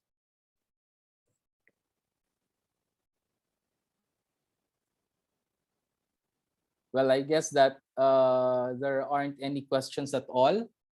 Well, okay, so let's move on with the finale, no? But before we end our session this afternoon, okay. Oh, by the way, yeah, no. So, Doctor, wait, let me just check, Okay, so Dr. Reyes will be the commentator, no, for session 4. Yes, no. So, that's Dr. Herbert Glenn Reyes, no. Yes. Okay, so for our finale, no, so to understand the levels of perception of our distinguished guests, the overarching concern in healthcare reform and sustainable tourism is quality of life. Goal 3, okay? Goal 3, no? Take note. Under the SDG accounts for good health and well-being, no? So this one is where Sulhay comes in, no? And resonating from the messages of our distinguished international and national speakers and commentators, no? So this serve as a springboard to address the pressing issues caused by the pandemic. Responding effectively and constructively, we need inspiring leaders and passionate supporters to use scientific knowledge for the greatest good. With the compelling evidences based from scientific data, it is our moral imperative to mobilize strategic actions that would amplify the preparedness and response in addressing the health crisis. Collectively, having an effective action plan to advance the intervention of this pandemic can bolster sustainable tourism, which can generate jobs, socioeconomic benefits, socio-cultural diversity, and relatedness among tourists and local communities alike. Lastly, prioritizing the health and well-being of individuals give us a clear vision of success as we aim for a resilient health system. Thank you everyone for witnessing this session. Good afternoon and keep safe. Again, Bahandi and Sulhay. Good afternoon once again.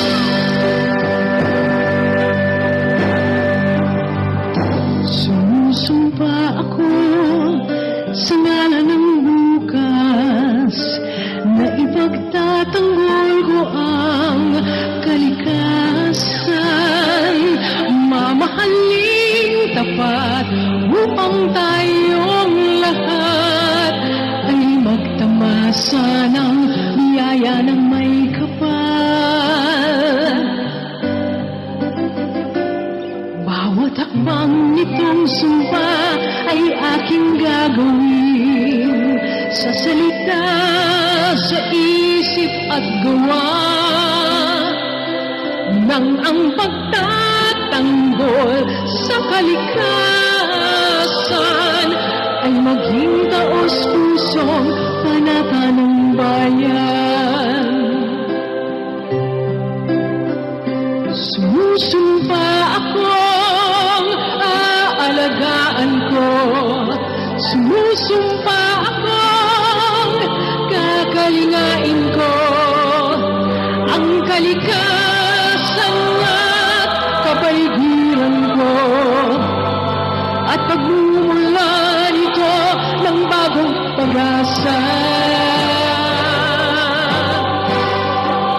Sumusumpa akong aalagaan ko, sumusumpa akong kakalingain ko ang kalikasan at kapaligiran ko at pagmumulan ito ng bagong pag-asa.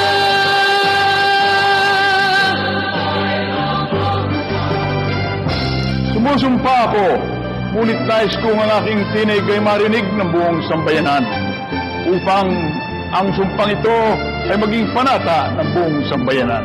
Isang sumpang maghahatid ng bagong pag-asa at pagmumulan ng tunay na pag-unlad.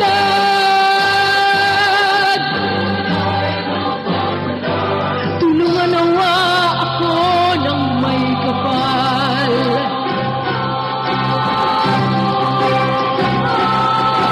Tulungan nawa ako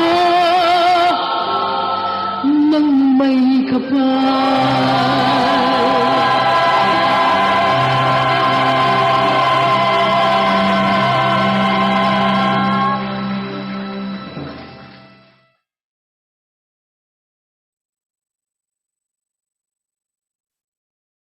Okay, great afternoon, everyone.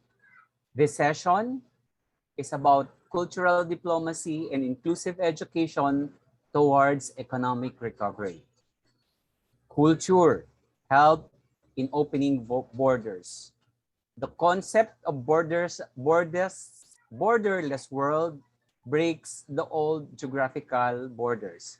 This is much recognized and experienced in the growing exchange of dances, music, and other forms of art between countries. This proves that cultural diplomacy is a distinct channel for dialogue towards understanding to achieve peace. The practice of inclusive education allows all students, regardless of background, to learn and grow and achieve his or her full potential. Therefore, it is our common responsibility to ensure the enduring inclusivity of the educational system for the continuous development of our humanness. So sit back, relax, and learn from the messages of our international and national plenary speakers and interactive commentators. So it is with honor that I introduce to you our first three international plenary speakers. Our first will be Honorable Hassan Kavar, Special Assistant to Chief Minister, Punjab on Information and Special Initiatives, Tourism and Parks and Horticulture in India. Our second speaker is Her Excellency Yvonne A. Baki, Ambassador of Ecuador to the United States. And our third speaker is Honorable William George Dao Chamat, Mayor, Cartagena de Indias, Colombia. Okay, so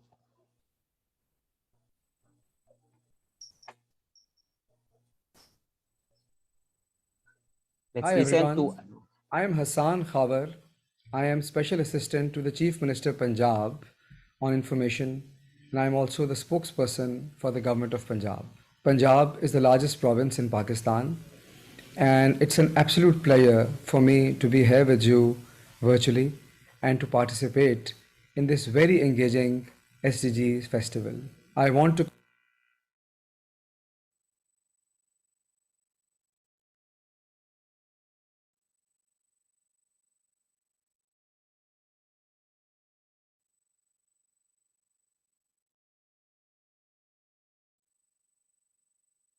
Hi everyone. I am Hassan Khabar. I am Special Assistant to the Chief Minister Punjab on Information, and I am also the spokesperson for the Government of Punjab. Punjab is the largest province in Pakistan, and it's an absolute pleasure for me to be here with you virtually and to participate in this very engaging SDGs festival. I want to commend UNESCO for all its effort, because UNESCO is one organization that has kept the culture going around the world. It has kept the narrative, the discourse around a very important aspect of our lives. Punjab is a very interesting place. It's a province of 110 million people. It is extremely rich in cultural diversity. It is the land of Indus Valley civilization. We have a fascinating history. We have a very interesting geography. There are many ethnicities coexisting within this piece of land. And I'm very proud to be associated with Punjab and being the son of the soil. Chief Minister Sardar Usman Khan Buzdar has been heading the province for the last 3 years. And he is someone who has really championed this cause. He has put in new energy into this sector. He has prompted the department to come up with a new culture policy. And that is something that was unheard of in this province. And I think that's commendable. And the government, our civil servants, our politicians, and people are very excited about the work we are doing to promote culture in Punjab. We are living in strange times, and the last few years have been tough on the world because of the COVID-19 pandemic. One of the problems that COVID posed to the whole world was our distance from the culture. Theaters were closed, cinemas were closed, people had nowhere to go. They could not vent out their energies, they could not entertain themselves. And as a result, the culture suffered. This whole industry suffered. And I think that's one of the biggest losses that we have incurred under this pandemic. We also had to improvise. We had to find new ways to still keep this connection going. We had to work in new ways to keep on connecting with the people, and that's what we did.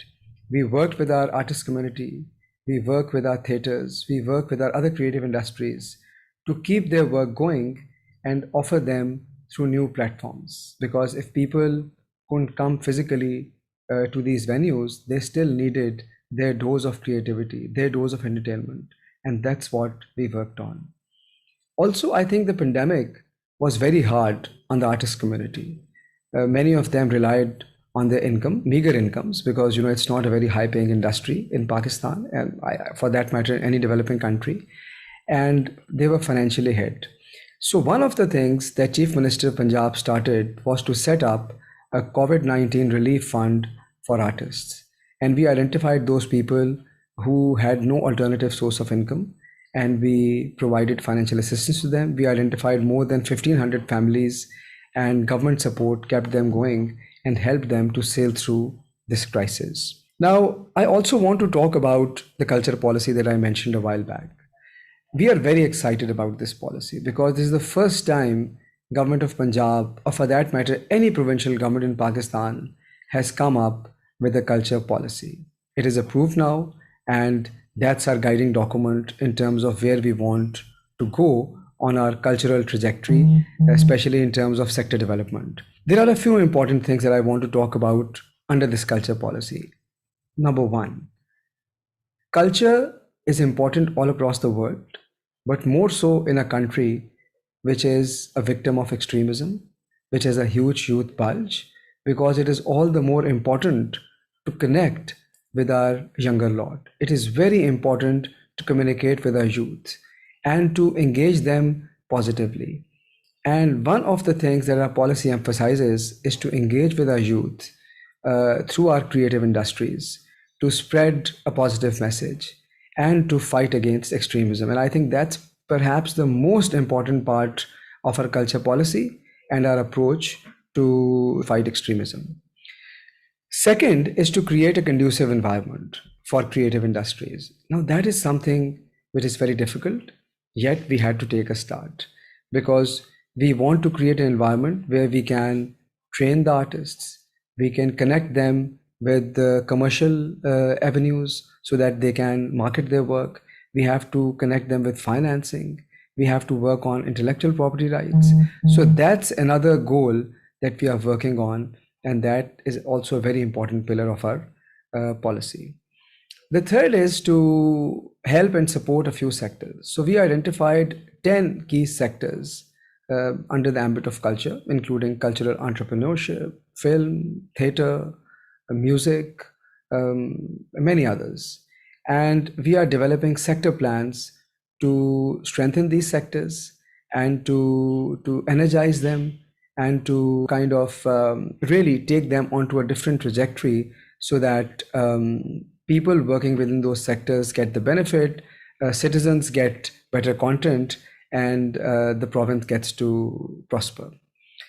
The fourth is to map our human assets. And by human assets, I mean our artists, our people from our theater, music, all these creative industries.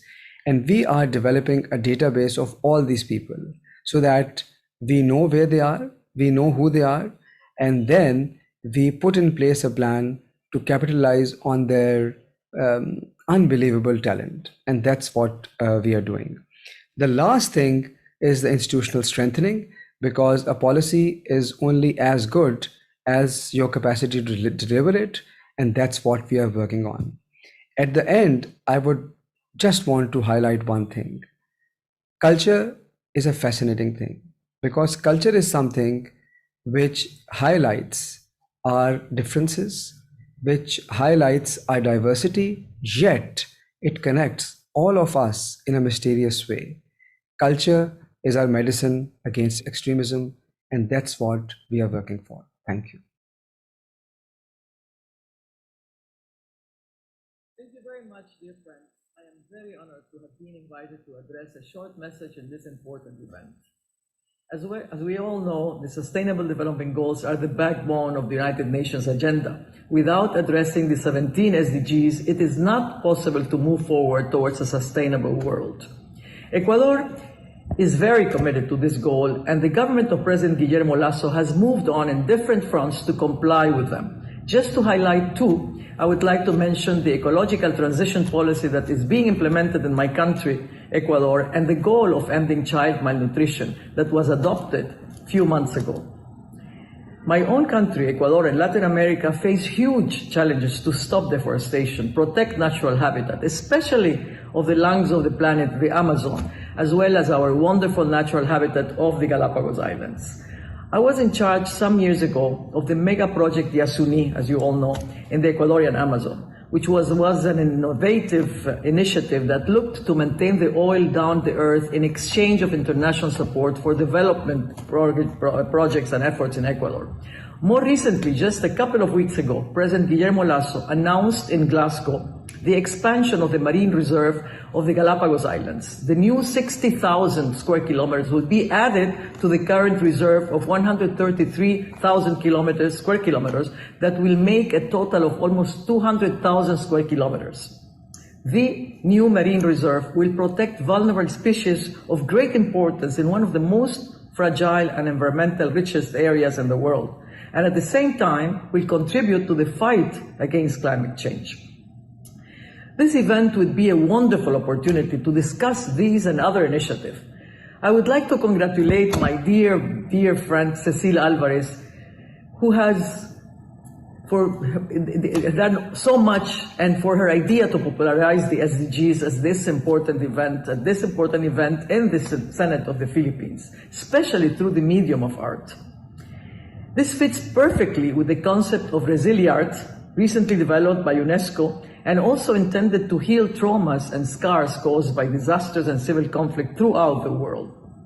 I'm glad that my friend and dear friend, former President of Guatemala and former Secretary General of Central American Integration System, Vinicio Cerezo, who is also sending a message to the Manila Forum, is working with the South-South Cooperation Council under the chairmanship of another very good friend, Victor Sebel.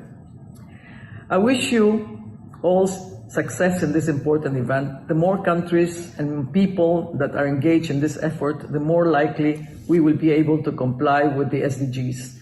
Thanks to all of you for giving us the inspiration to continue in this path. I send you my warm regards from Washington, D.C. My name is William Dow. I'm the mayor of the city of Cartagena, Colombia.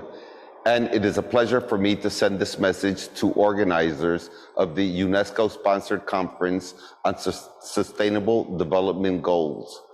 All the more as we are in process of establishing friendship agreement with the host city of Manila. We have a great deal in common, as the walled city of Intramuros is a cultural, historic treasure, whilst the walled city of Cartagena is declared a World Heritage Site by UNESCO. Both our cities are important international tourist destinations and have suffered enormously because of travel restrictions imposed as a result of pandemic, but we are slowly recovering. And as we look towards the future, it occurs to us that just like in Manila, cultural tourism ought to be at the center of our planning process. It is for this reason that we intend to place cultural exchanges, especially in the field of music and dance, at the basis of our planned future activities. Challenges to reach Sustainable Development Goals, SDGs, are enormous, and we are particularly conscious of the need to tackle the problem of climate change, as Cartagena, like so many other coastal cities, is suffering severe consequences as a result of climate change. It is also a matter of national pride for us that the concept of SDGs was developed at the proposal of the government of Colombia. My administration is tackling poverty, health, education, and also climate change as our absolute top priorities, especially in view of hundreds of thousands of displaced people, the result of our long armed conflict. So peace building, following the accords reached by the national government with guerrilla groups, is also an important task. In the international sphere, we note that issues confronting Africa are one of the priorities of the Manila SDG event. We participate in this process because the large majority of our population is of African descent. We are building links with Africa and its diaspora and are in the process of establishing twinning arrangements with many African cities. We are grateful to Mrs. Claudia Turbay, ambassador to 18 West African countries and a resident in Ghana, who is helping our efforts, especially in the country of Ghana. I was pleased to note that Ghana will play an important role at the SDG Resilient Festival Forum and workshops in the Philippines, supported by the Senate and the Office of the President, and that the South-South Cooperation Council, which is helping us in this process, has established its headquarters for African regions in Ghana. Thank you very much, and we look forward to meeting you all in person. Best regards. Thank you, Honorable Kavar, Her Excellency Baki, and Honorable Chaman. Now, may I introduce to you our two other important international plenary speakers, His Excellency Vinicio Cerezo, former President of Guatemala, former Secretary General of Central American Integration System, SICA, in Guatemala, and Mr. Rocky Dawuni, singer and UN Goodwill Ambassador from Ghana.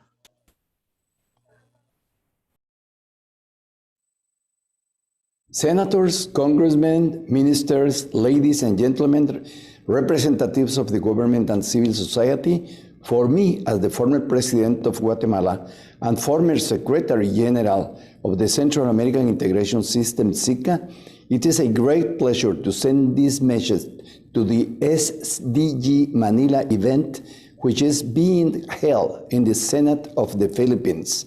For us in the Americas, Philippines remains a critically important country because it is the only Asian country with Hispanic roots, so we have a great deal in common in our language and culture and have been linked for 500 years by the Galleon de Manila linking Spain, Mexico, and Philippines.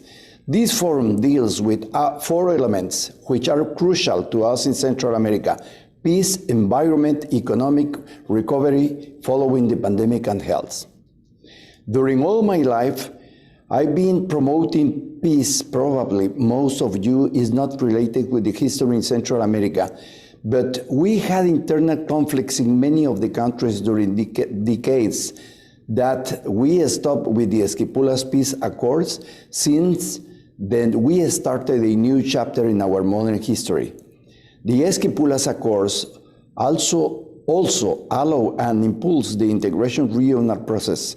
That's why we created, with the peace inspiration, the Central American Integration System, and of course include as a total lines of work, climate change, sustainable development, disaster management, and after all that the world has suffered because of the COVID, the economic recuperation of our societies. I also note that a great deal of attention will be paid to Africa and its diaspora, as well as indigenous peoples, and I want to emphasize that this is of great importance to us in Central America because we have significant number of people of African origin, and indigenous cultures are a sense of great pride in our development for several thousands of years. I have personally promoted through Foundation Esquipulas our Mayan heritage in its various expressions. I think will be very strategic that the Manila platform of action could include a sub-regional approach so regions all Central America can have more opportunities in this ambitious and practical plan. I wish this forum a success and thank organizers, especially my friends Cecil Alvarez and Victor Sebek, for their efforts to lead to the adoption of Manila Platform Action with recommendations for concrete actions, which I look forward in receiving and placing on the agendas in relevant forums in Central America and South American regions. Hello, my name is Rocky Dawuni. I am a musician from Ghana and also United Nations Goodwill Ambassador for Environment for Africa. I have always seen culture, my culture, and being able to share my culture as the foundation basis of connecting to people. So over the years, as my music career took off right from Africa, I also recognized that this platform also will be great and instrumental for me to be able to engage people, at the same time also engage organizations like the United Nations to work on issues that I felt were integral to the development of my people, and also development of communities around the world. Because when it comes to artists and art, the thing is that artists have a certain understanding of the human condition. Artists, through art, we can be able to communicate to the most fundamental emotion that lies within all of us. And I feel that that space also allow artists to be able to, if armed with the right message and the right vision and also an environment of inclusion, then you can be able to create that exchange that becomes the foundation base for both peace building, environmental issues, and then creating consensus. So over the years, I have used this power that is innate in art to focus on environmental issues across Africa, empowerment of women, promoting cleanup of the oceans, plastics advocacy, and I feel that as we move into the future, with the way the world is divided now, cultural diplomacy that is driven by art will be the primary, shall I say, aspect of diplomacy all around the world. Thank you very much. And thank you for allowing me to share this piece with you. Thank you very much. Those were very passionate The digital sharing of their visions. transformation.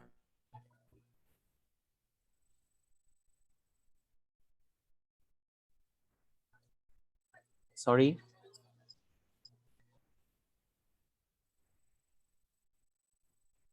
Okay. Sorry for that. Thank you for those vision. You have really a very wonderful vision of taking full advantage of culture and education as a mechanism to connect people from different background and demographics in order for us to achieve lasting peace. Now, allow me to introduce our national plenary speakers. We have Senator Sherwin Gatchalian, Chair, Committee on Basic Education, Arts and Culture, and Honorable Chodoro Locsin, Secretary, Department of Foreign Affairs.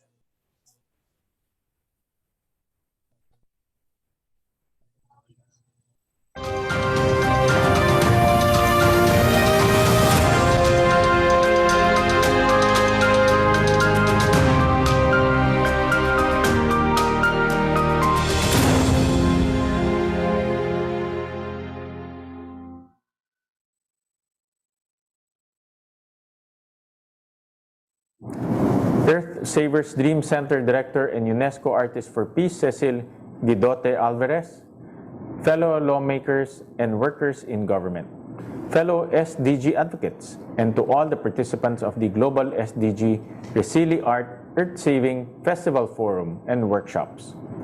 Good morning and thank you for the opportunity to be part of this program. As chairman of the Senate Committee on Basic Education, Arts and Culture, I strongly believe in the importance of transforming our education system to make it more inclusive and more resilient. And this is what we will seek to push in our legislative agenda. Before the pandemic hit, we saw that our education sector was already in the midst of a crisis. This situation was aggravated by the COVID-19 pandemic, when children were confined to their homes and struggled to learn under the distance learning setup. While the pandemic posed a great challenge to our schools, it also opened up opportunities on reimagining our education system. Here are some of the steps we need to take. First, we have to get our children safely back to school and mitigate the effects of school closures. We also have to prioritize the digital transformation of our education sector and the closing of the digital divide. This is to help with learning continuity when we face emergencies and calamities. Most importantly, we have to ensure that both our learners and teachers are receiving education of the highest quality to ensure their readiness for the post-pandemic world and beyond. I'm one with all of you in the pursuit of building a healthier post-pandemic world, especially because what is at stake here is the future of our children and youth. Thank you and good morning. Stay safe.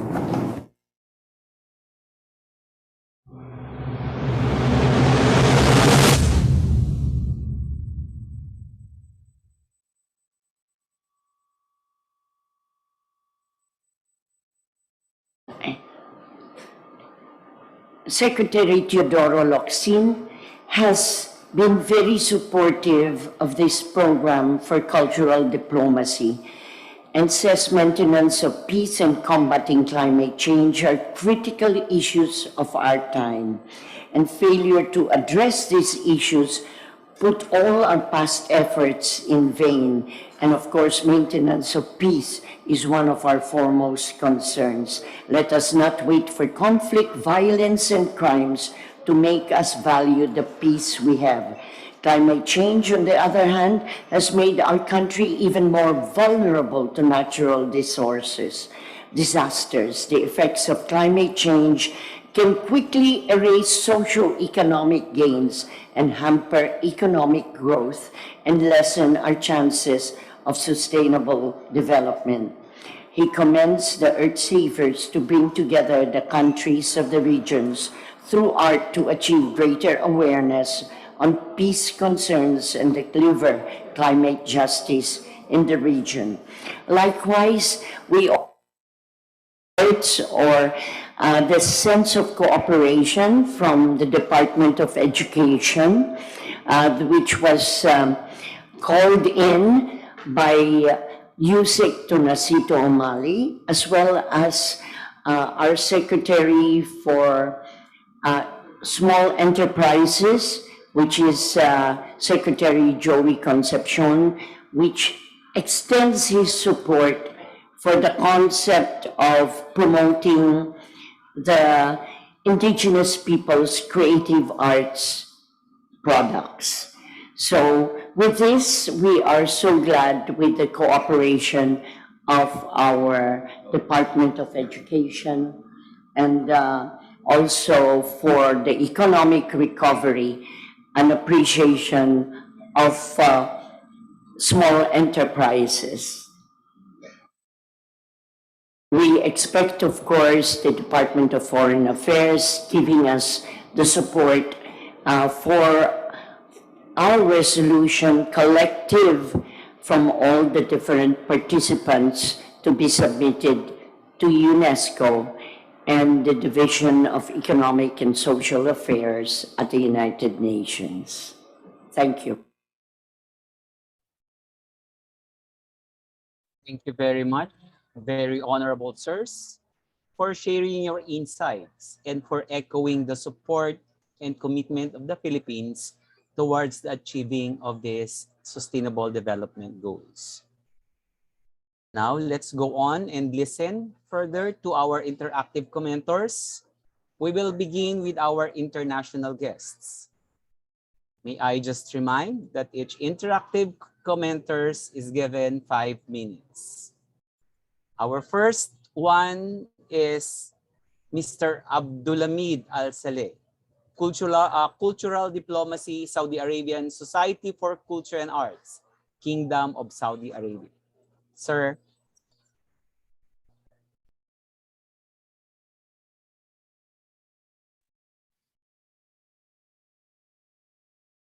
Assalamu alaikum wa rahmatullah.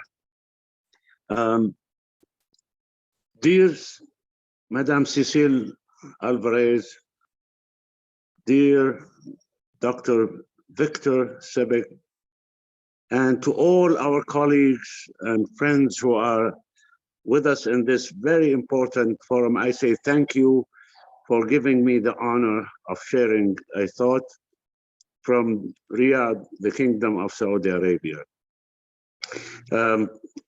Cultural byproducts have always been the historical means of communication between the humanity, by means of sharing the artifacts, the heritage sites, literature, clothing, food, distinguished music, and etc.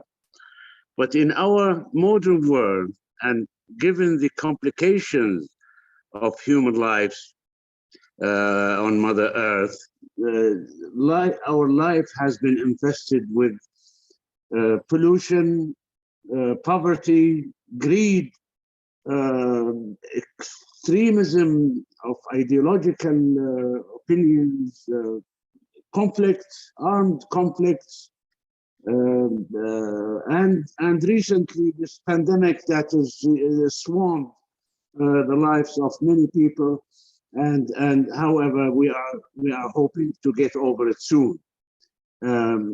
In all these factors, culture is proving more and more its might and great impact in connecting people and paving the road for mutual understanding and in hope of peace and cooperation towards a prosperous world.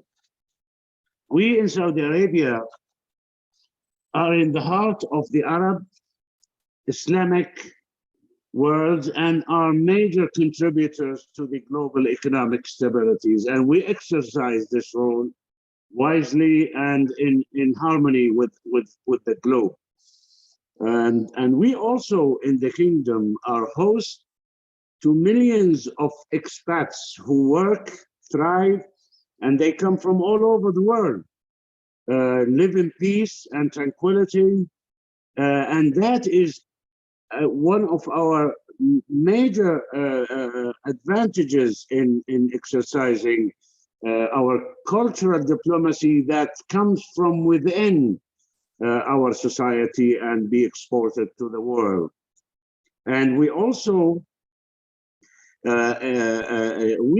live in a land that is host to historical civilizations and prehistorical, in fact, and we are now exploring, and we share it with the world by means of beefing up our cultural operations, for which we have 11 specialized commissions under the umbrella of the Ministry of Culture, and as well as hosting world-class events coupled with opening the kingdom to international tourism. We believe that for cultural diplomacy to be effective, indigenous culture must be enhanced, refined, supported, and that will make it to be ready to be shared with the world societies, which we are now partly doing, and we have lots of plans to this regard. And to that particularity, I'm happy to announce that in line with the philosophy of the South-South Cooperation Council, to whom I am honored to be a member of its advisory boards, we are now working closely with the local concerns in the kingdom to hold a festival that will gather Latin, Africa, and Asian artists and cultures in the Kingdom of Saudi Arabia, and we hope and work for that to materialize in the near future. I thank you all for giving us all the beauty of your souls and all the knowledge that I have been exposed to during this wonderful forum, and extend to you my love and with hopes that we all will gather soon in Manila and in Cartagena, in Ghana, in Riyadh, and enjoy the beauty of cultural diversity. Thank you very much. Thank you very much, sir. Okay, you mentioned that culture is a form of communication to pave the road for cooperation and peace. Thank you very much for that wonderful message, sir. Now, let's listen to Mrs. Akusua Abdallah, President, International Theater Institute, Ghanan Center, Ghana. Hello. Hello, can you hear me? Yes, ma'am. Hello, everyone. Good evening. And thank you for this beautiful opportunity to add my voice to the ongoing discussion on cultural diplomacy. My name is Akusua Abdallah. I'm the director of the Community Education and Youth Development Directorate of the National Commission on Culture and the Ministry of Tourism, Arts and Culture. Cultural diplomacy is one of the major tools a country can use to voice its interest and position to the world. It gives a variety of platforms and opportunities for constructive dialogue, just like the one we're having presently. In Ghana, the cultural wings of embassies, such as the Goethe Institute, Alliance Française, British Council, they have all curated events that promote cross-cultural communications, especially with the creative art industry. In practice, I have witnessed the diplomatic corps in Ghana, led by the Dean, Colombian Ambassador Claudia Turbay Quintero, who has constantly, tirelessly, and culturally connected her colleagues to contribute to the cultural development of the country. Recently, the Colombian Embassy, the South-South Cooperation Council, Adela Studios, and ITI Ghana collaborated to execute a docu-fiction titled Ulysses of Ghana. This happens to be an adaptation of The Slaves by Mohammed Ben Abdallah. The project captured the opinions of cast and crew on the global issues of racism, discrimination, and emancipation. Hopefully this product is ready, so look out for the premiere very soon in a theater or film festival around you. Now, what is the climate change scene in Ghana? The government of Ghana embarked on a series of initiatives to curb the impact of climate change by planting 5 million trees. Yes, you heard me right. 5 million trees were planted in a single day. And this was done to help regrow the country's forestry. Now, as head of a youth agency, our mandate is to train the youth in acquiring skills in vocational trade, the performing arts, which includes music, dance, drama, puppetry, and sporting activities. During our flagship vacation camp, participants are introduced to a series of recycling workshops that trains them on how to repurpose glass and plastic waste. These young practitioners are encouraged to create decorative pieces out of glass bottles and pencil cases out of plastic. What are our artistic intervention strategies? In Ghana, Theatre for Development, Theatre for Change, Theatre for Extension Communication has been used extensively in addressing the theme of preventing early child marriage, teenage pregnancy, and harmful cultural practices such as the Trokosi system. This Trokosi system is a traditional practice that enslaves young girls, forces them into hard labor for several years, and sometimes they're required to perform sexual acts.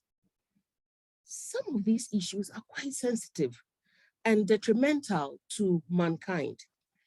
I strongly believe in the concept of cultural diplomacy and its ability to diffuse harmful traditional practices.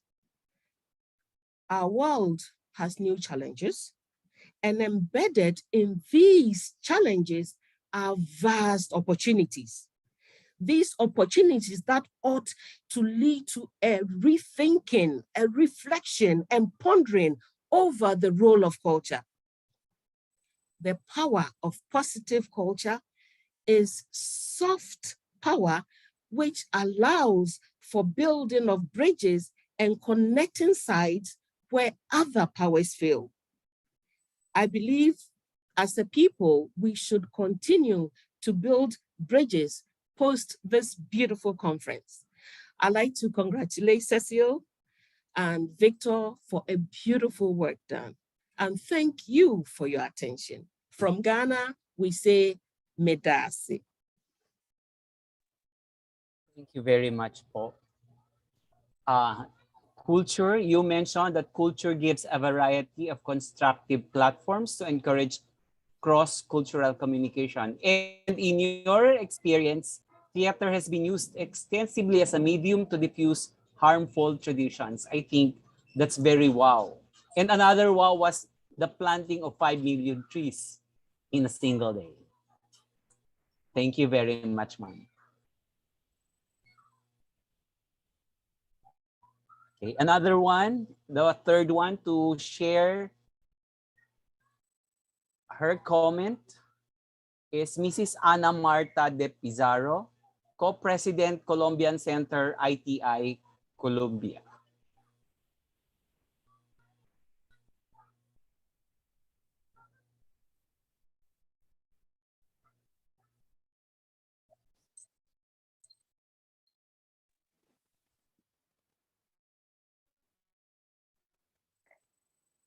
First of all, thank you for Cecile and Victor for inviting me, and thank you for all of your interesting participations. I want to talk about festivals, culture, diplomacy, and movement. There are plural encounters, a great cultural party, a space of freedom and tolerance, a mirror of society that reflects all complexity. It is also a popular festivity that opens doors and celebrates diversity, helps in the construction of social fabric, creates bridges, areas of dialogue, opens opportunities to discover the cultural world of one another and the others. Festivals are the most complete way to discover creators, new trends. They are a selection center and above all a tribute, especially during these days, a tribute to live shows that are the here and the now, the testimony of beings in certain moments and spaces. And this happens not only in the festivals of performing arts, but also on cinema, music, and plastic arts. Festivals serve to make certain works visible. They celebrate arts and discover playwrights, directors, choreographers, artists, lighting, costume and set designers, composers and musicians. For companies and musical groups and artists in general, to participate in a festival is very important, not only to confront their work, it gives them a seal of quality. They give prestige to the creator, which can translate this experience into support for future proposals. They serve as a filter for programmers to focus on projects within the immense existing offers. After decades of experience as a professional programmer, visiting different countries during festivals, meetings, artistic sessions, and cultural markets, witnessing the diverse and innumerable ways of international circulation, building networks, connecting international organizations, seeking funding and demanding public policies to develop their environment, some reflections are right about these events. It is easy to find examples in which the arts are promoters of state interest, from the ideas of international identity as instruments of cooperation for vulnerable population, as spokespersons for causes and social movements, as we have seen today in this meeting, as demonstrators of strong political criticism or as exponents of new forms of development and economic growth, among many other possibilities. At the international level, festivals have a permanent presence in the foreign policy agendas of countries used in time crisis, or generate empathetic ties that facilitate possible alliances, cooperation, or exchange through circulation and mobility of artists more as a necessity rather than a desire. If we expand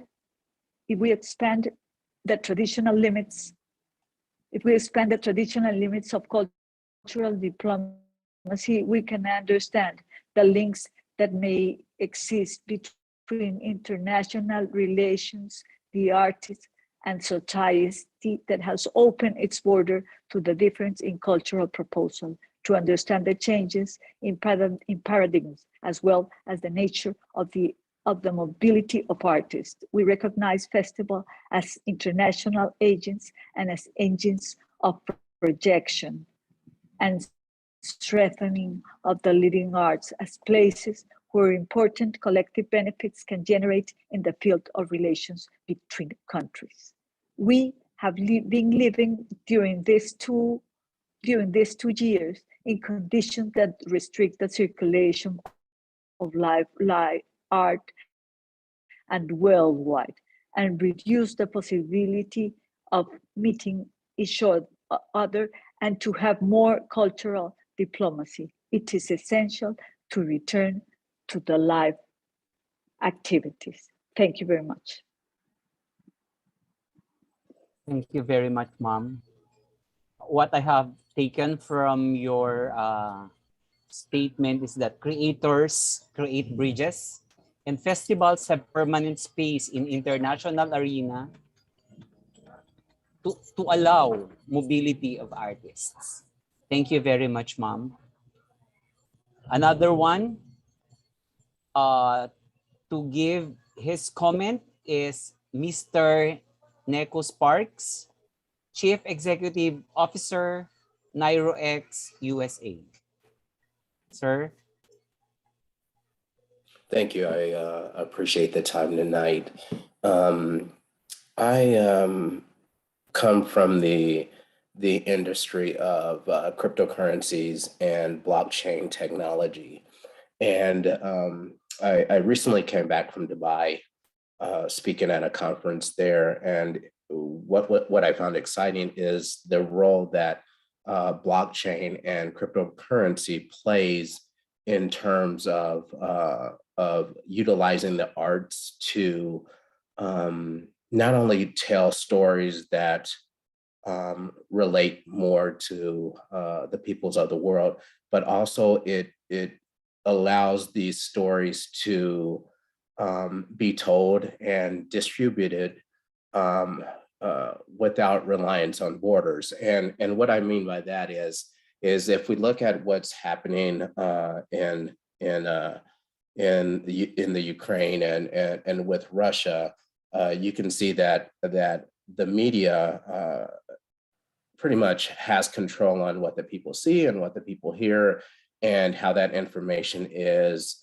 distributed and disseminated. With blockchain technology and the movement of cryptocurrencies, it's decentralized, so these stories can be told, and people can be heard on a wider level without government or regulatory interference. And I think that this is, beneficial in terms of the arts and the stories that can be told, across and without borders. Thank you very much. Thank you very much, sir. So, still art is being used here to tell stories across and without borders. Thank you very much, sir. So, now let us listen to the interactive commenters from the Philippines. May I call on Miss August Melody Andong, co-chair ITIPH International Playwright Forum.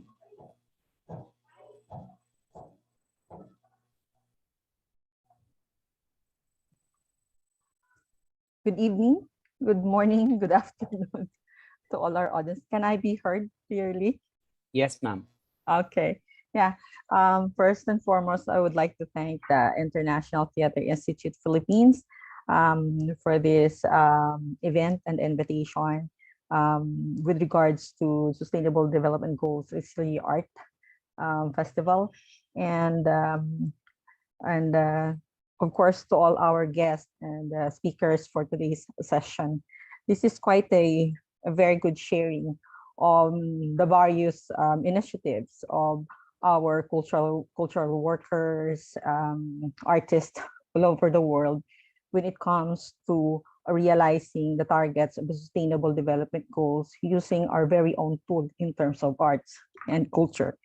And it's really unifying to think that as cultural workers, practitioners, professionals, development planners, and various sectors are joined together and discuss what can we do to really uplift the lives of people through our art and our values, our attitude, especially now that in SDGs we have five focus P's, right? The people, planet, prosperity, peace, and partnership. And partnership is a very, very important one in order for us to really do a good change, and influence various sectors also, in terms of we have to start doing something now to save our earth than doing it tomorrow. As a famous line of Uguay, it says that yesterday is history, tomorrow is a mystery, today is a gift. That's why it's called the present. So that's why I'm always encouraging people in our practice to really do something now. Do not wait for tomorrow. But if we can make some changes in terms of culture, in terms of using our art form to connect and communicate in order to bridge the gap between policymakers and practitioners, professionals, in order to do something and make that change, then we should take the big step of doing such kind of action. In particular, I'm actually based in Western Visayas in Region 6, and as a playwright, I always tell and write stories of what my region is all about, and some of the great stories of the women that we have here for survival. On the other hand, I'm also an economic development specialist. And this is where I have to balance my role as an artist and at the same time as a person who's working also in the government. And I really appreciate some of our speakers emphasizing on how culture has been acknowledged in their countries as a prime mover of changing the things that they do in terms of achieving development and uplifting the lives of their people. And the same here in our Philippine Development Plan 2017 to 2022, we have one chapter dedicated for culture and arts and heritage.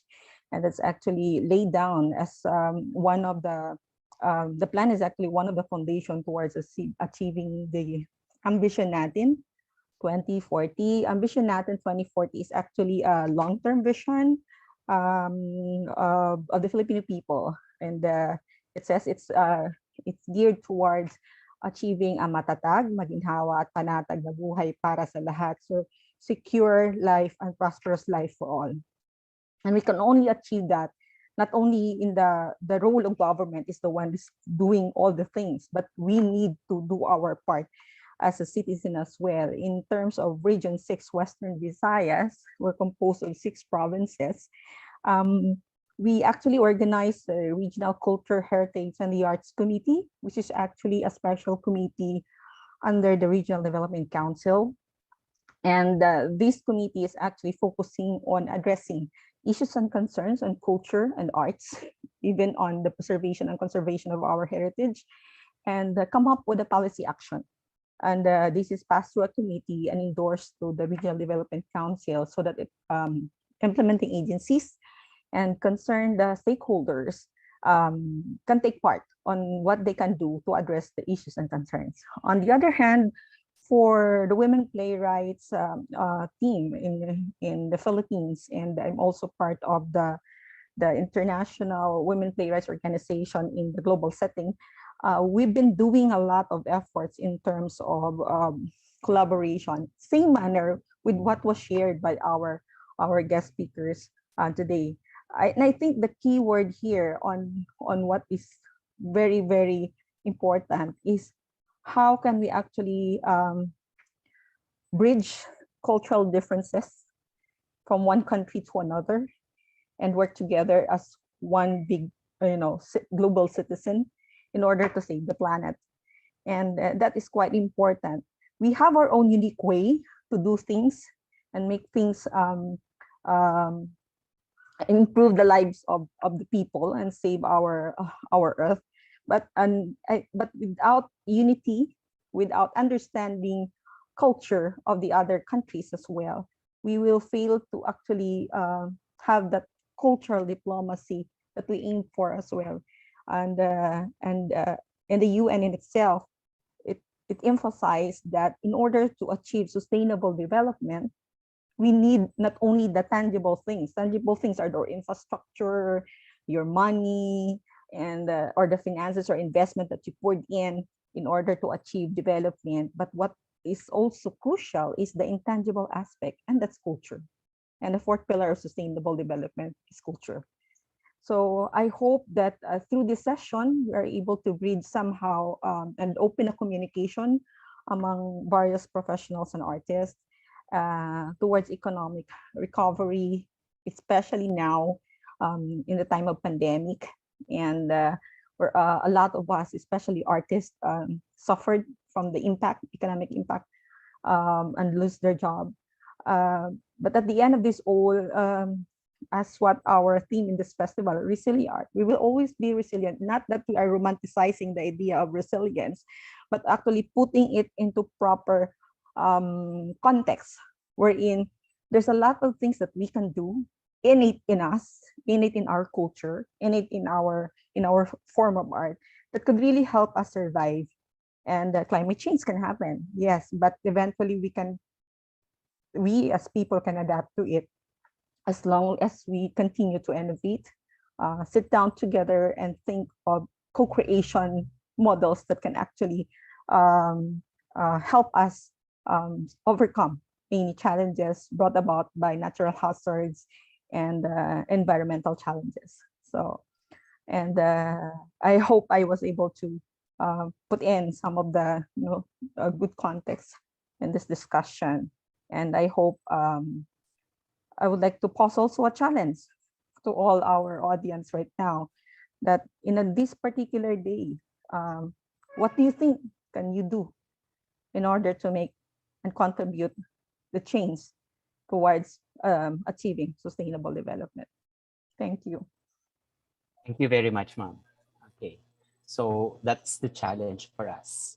And you have already somehow stated that we need to do our part as a citizen of our immediate community and as a citizen of the world, because we also have our role as global citizen, regardless of our profession. Thank you very much, ma'am. Okay, now let's listen to Dr. Anton Juan, Chairman of ITIPH International Playwright Forum.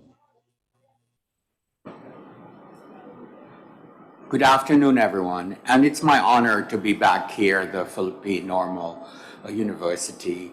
My mother studied here long, long ago. And of course, the great playwright Severino Montano had his Arena Theater, which is a very important and significant part of our Philippine theater history. So, concurring with the venerable speakers before me, cultural diplomacy centers on the shared trajectory of international humane development. Significantly, the arts also have responded to crucial issues and the vision that no peoples, especially peoples made vulnerable by inequity and social injustices, should ever be forgotten. Their stories, their narratives, their memories that move into histories, But what do we memorialize? In these fragmented days of a world that is on edge, it is important to be aware of issues confronting us. And this is the responsibility of the arts. War, migration, refugees and the migration regime, authoritarianism, and also the loss of regard for human life and this incredible conflict involving armed killings. So the environment is also like this. When we forget life and human life, we also forget the environment. The ITI has prepared some monologues that respond to these, and we will see one of these later on. But it is also for this reason that the International Playwrights Forum was, during the pandemic, pensive about how to create a global atmosphere of being together in a time of crisis. And we thought of launching the global competition for emergent artists around the issues of the social development goals of the United Nations. No, not yet. Hold on, because okay. So the compass of culture has changed. Geopolitical transformations and global emphasis on cultural, diplomatic, economic, and communications contexts, historical schisms and ruptures, leadership and management, relocation of focus to the employment of the arts as humane development, and most of all, social, health, environmental conditions, and urgent issues have changed our idea of a cultural center. So now when we speak of a cultural center for the arts, we first speak of the meaning of the center. And that center is the womb, the heart, the hearth of the artist. The systematized totem of dominant centers of cultures has now exploded into galaxies of creative networks, into pathways, collaborative pathways towards other cells and cradles of creative initiatives. And the center of the culture in its evolving movement is wherever the artist is, performing, creating, thinking, writing, painting, dancing. That is where the center of the arts is. Wherever the artist is, that is where the center is. And it is going to be like a ripple from the artist speaking outward into the world. We offer you this video that we have created to show multicultural influences contained in a classical work of art of play Antigone by Jean Anouilh, which is also influenced, of course, from the original Antigone of Sophocles, but which contains the different Antigones that have happened all over the world in socio, political, historical, and aesthetic contexts.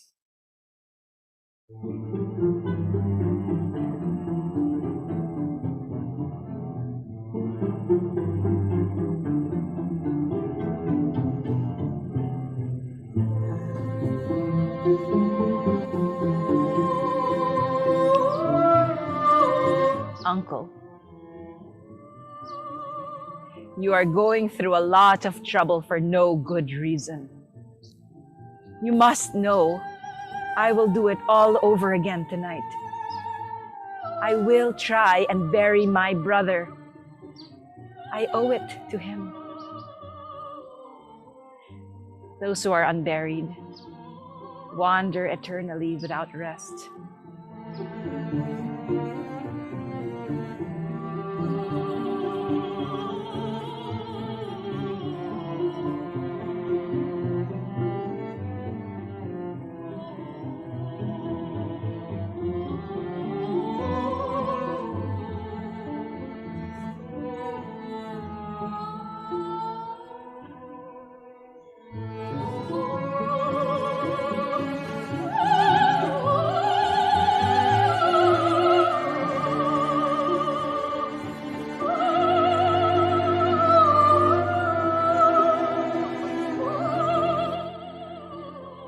If my brother were alive and he came home weary after a long day's hunting, I should kneel down and unlace his boots. I should fetch him food and drink. I should see that his bed was ready for him. Polynikes is home from the hunt. I owe it to him to unlock the house of the dead in which my father and my mother are home, waiting to welcome him. Polynikes has earned his rest. Rebel?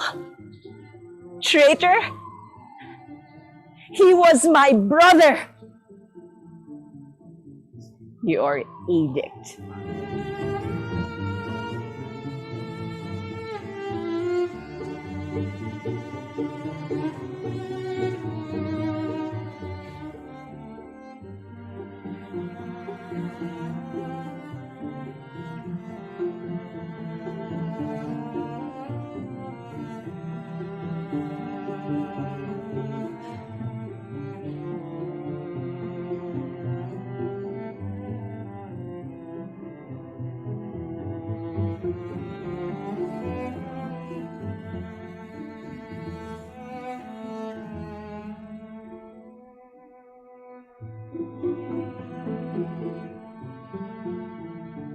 Your edict! Yes, I knew the punishment. No, I did not act upon the assumption that a daughter of Oedipus was above the law. You say that I, the daughter of kings, must observe the law. Had I been a scullery maid, washing my dishes when that law was read aloud to me, I should scrub the greasy water from my hands and in my apron go out and bury my brother. But because you said yes, all that you can do with all your crown and your trappings and your bombs, all you can do is have me killed for breaking your edict.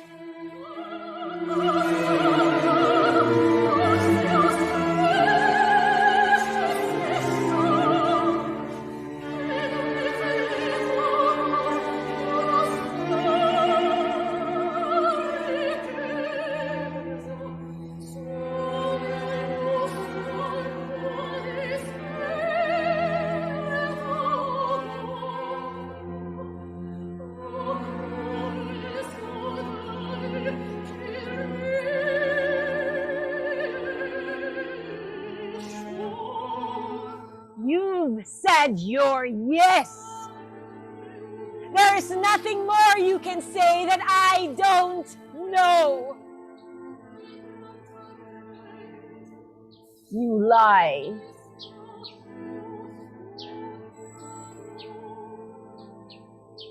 Happiness. What kind of happiness do you foresee for me?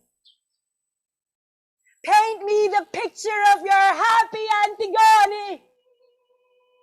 What are the unimportant little sins that I must commit before I am allowed to sink my teeth into life and tear happiness from it? Tell me, to whom must I lie?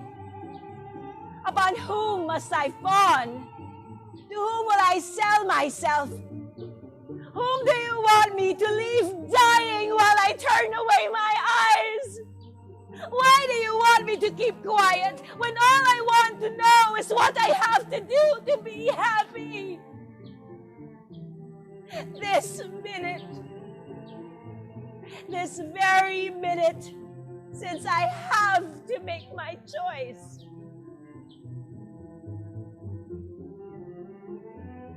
You tell me that life is so wonderful. I want to know what I have to do to be able to say that myself. I spit on your happiness. I spit on your idea of life, that life must go on, come what may. You, with your promise of a humdrum happiness, provided that a person doesn't ask too much of life. I want everything of life. I do. And I want it. No!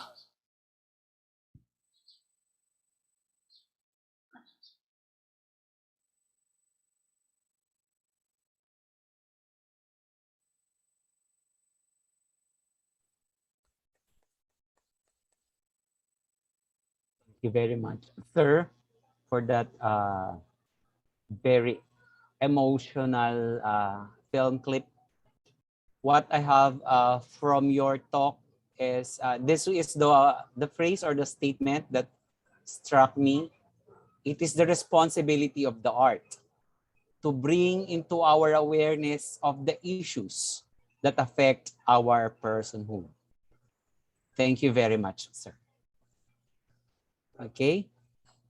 Another one is Professor Jolad Santos, Chair, Philippine ITI Communications and former KWF Language Committee.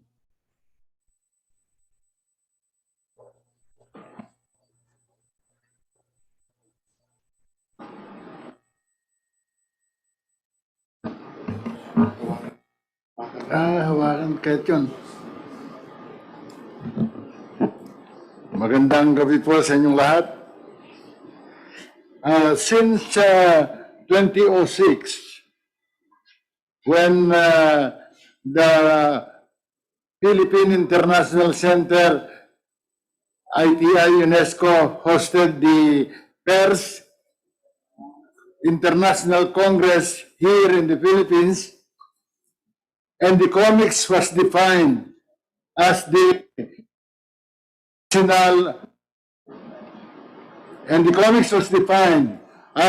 illustrated theater of the world. We in the comics industry was forced to revisit the history of comics, and it was founded in officially in 1924, when the father of the comics industry, Antonio S. Velasquez, founded the comics business, and he created Kenkoy, and from that day, the comics became a part of Philippine culture. Part of revisiting comics is the review of artists in the illustrated form, and we found out that 10 of our national artists came from the comics industry. Recently, Mr. Larry Alcala, and then Francisco V. Kuching. But earlier, Mr. Fernando Amorsolo, a best friend of Mr. Tony Velasquez, the founder of the comics industry, and the author of Kenkoy, Mr. Amorsolo did many comics illustrations, and he became inspirations to many budding artists. Then came Vicente Manansala. Vicente Manansala, also a national artist, came from the comics industry. And one famous artist is Francisco Botong Francisco, whose novel Siete Infantes de Lara also was filmed starring Manuel Conde, a national artist also.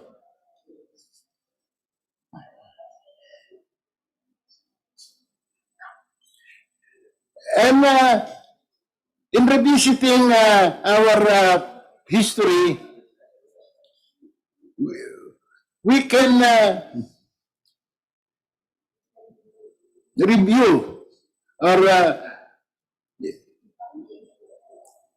most of our early artists in the comics industry are really responsible in their creation, wherein earlier we can trace their projection of the SDGs, which we are very much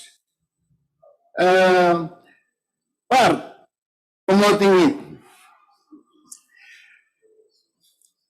Now that the comics industry or the comics artists are using the social media in their works, the 17 SDGs are part and become part and responsive and very responsible, the comics people, in injecting the SDGs, especially the Zero Hunger Program, the Zero Poverty Program, and informing the people, our readers, on how the armed conflicts are really destroying our planets. Our abuse in the environment also are part of novels in projecting the rightful care for our nature. We can remember a story, a novel by Director Carlos J. Caparas entitled Ermitaño. That novel, Ermitaño, is a social criticism on the abuse of man in the environment. And we our young artists who are aware of what is happening in our environment, we can trace their dedication in promoting and helping the program of the UNESCO about this Sustainable Development Goals. Recently, only a few months ago, a group of comics writers and artists are all keen in reviving the industry. And namely, it is headed by a professor, an old editor, writer, Mr. Sil Evangelista, who's almost 50 years of his, the best years of his life was dedicated in the comics. And comics is very effective in informing the community about the importance of the SDGs.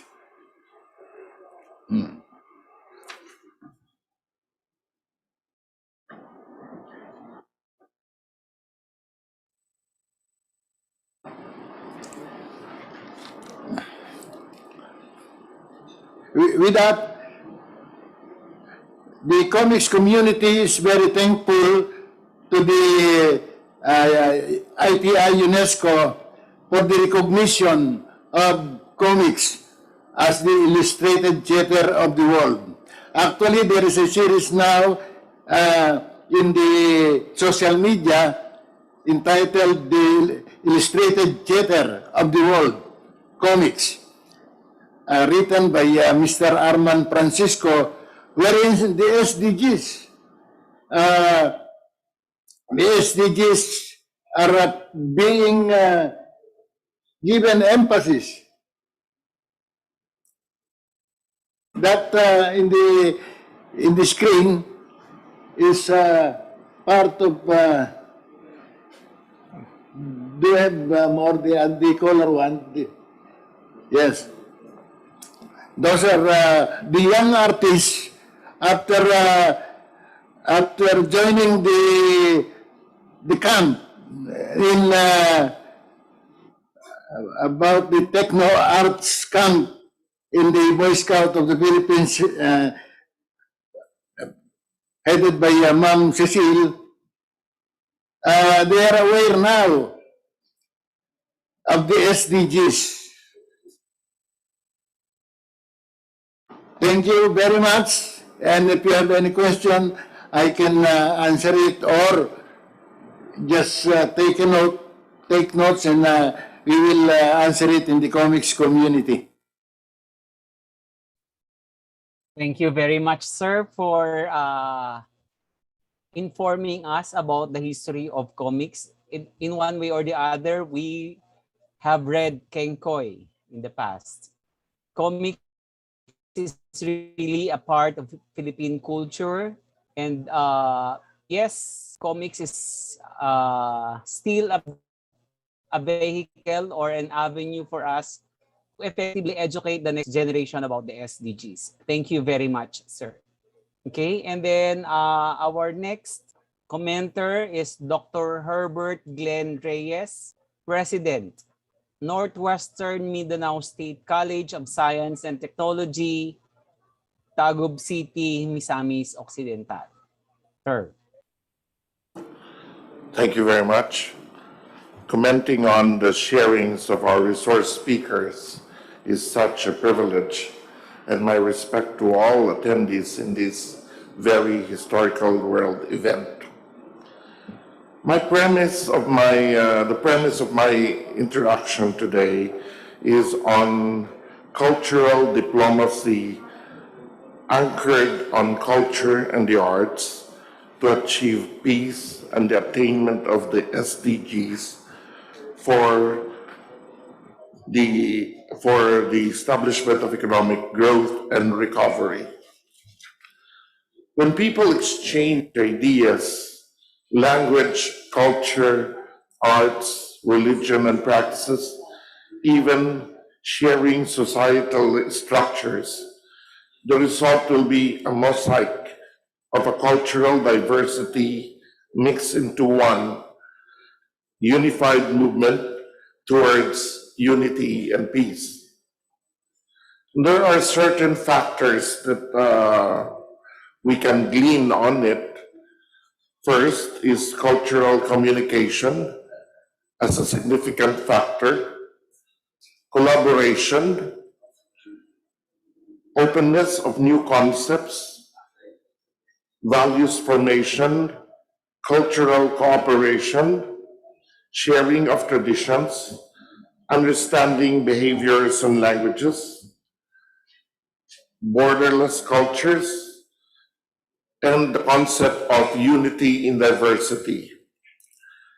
As part of the academe, my role is to propagate these factors in the way we deliver the educational agenda for our students.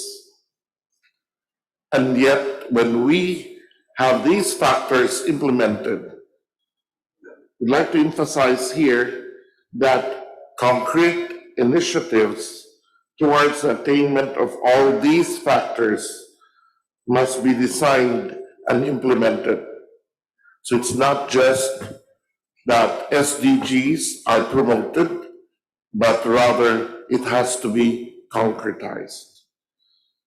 This forum is a concrete example of how we propagate the consciousness of the SDGs. From this event, we will be able to bring out concepts. Just now, I'm amazed how comics can be very effective since we grew up with, for us Filipinos, very close to having comics at hand.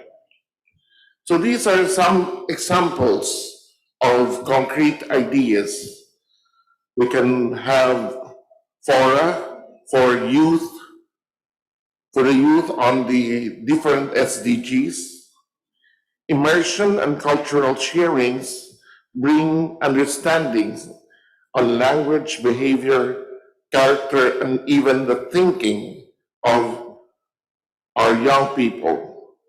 We can have arts exchanges through performing arts, promotion of borderless countries through films, festivals, and theater. One area that we need to develop and be aware is the importance of database.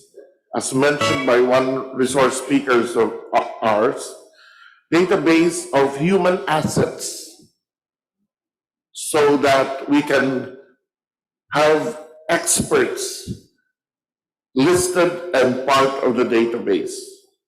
We should concretize projects and programs using the SDGs through collaboration, using positive approaches in the preservation of ecological resources.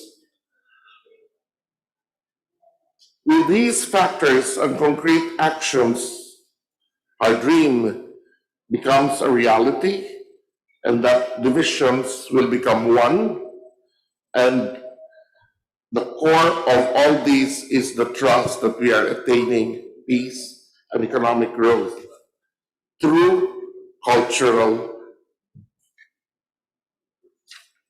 diplomacy. So with this, we are hoping that this event will snowball and become part of the academy's trusts and for our young people to create and contribute to our world economic growth and recovery. Thank you.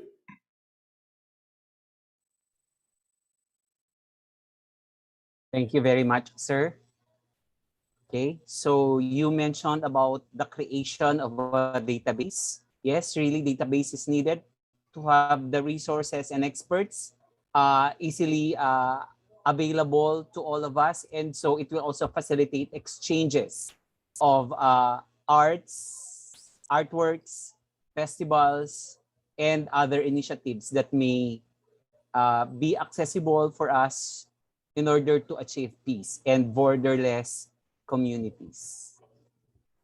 Okay, thank you very much.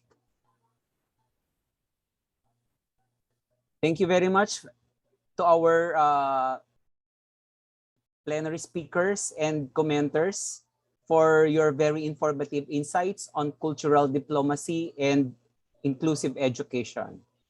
This will surely strengthen the call for us to break the barrier, connect with one another, to work hand in hand and act as one towards health, peace, climate, and justice. Thank you for joining us in this session. Indeed, cultural diplomacy reveals the soul of the nation, and inclusive education produces more informed and productive citizens. Our nation must engage with the rest of the world, and we must listen, create meaningful conversations, because together we are better. Thank you.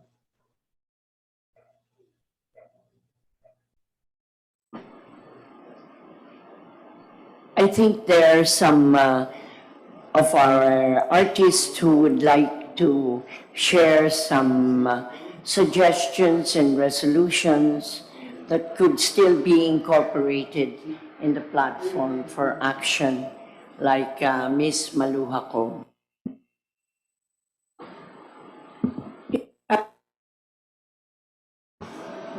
Thank you very much. Briefly, I just would like to react also to, especially first to the international speakers. It strengthens my belief that from a clash of culture, clash of civilization, it is very possible to have harmony of culture and civilization, especially here in the ASEAN, which is already known for its multiculturalism.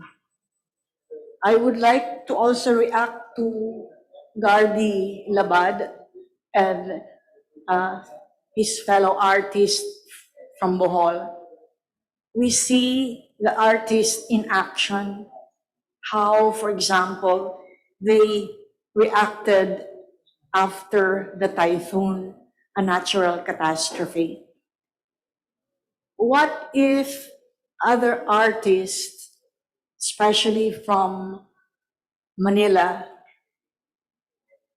follow this action-oriented approach of the artist of Bohol? For example, climate change, we say we have this COVID because of pollution. Can the artists, the students, not only from the PNU, but the neighboring universities, Letran, LaSalle, PWU, Lyceum, what if they all come together and do something about the environment, specifically the rivers that are now turned into garbage dumps? Maybe it can be done now that they are starting to get out of their homes and go out. It is a possibility that in Manila, we can retain the white sand in Ross Boulevard, the Manila Bay, instead of it turning into black. This group could lead, the artists with the students could lead this action that will help in our problem for climate change. Cultural industry has also been mentioned, and this is an economic upliftment, especially for the artists. What if the cultural officials in Manila, the artists in Manila, see to it that it is the artists, the weavers, the mats maker, the bamboo craft people, that they really get the benefit from these products that are all coming out and not be a victim of 5-6 or of those people who are investing in it who gets the main profit or advantage in these cultural products that are now becoming very, very popular, not only nationally, but also internationally. What if the group initiates an active participation in the ASEAN COCI? This is the Committee on Culture and Information, which is supported by Japan. This particular ASEAN COCI could be asked to support the different projects that might come out from this conference. Those are the three possibilities that I would like to lay on the table. Thank you very much.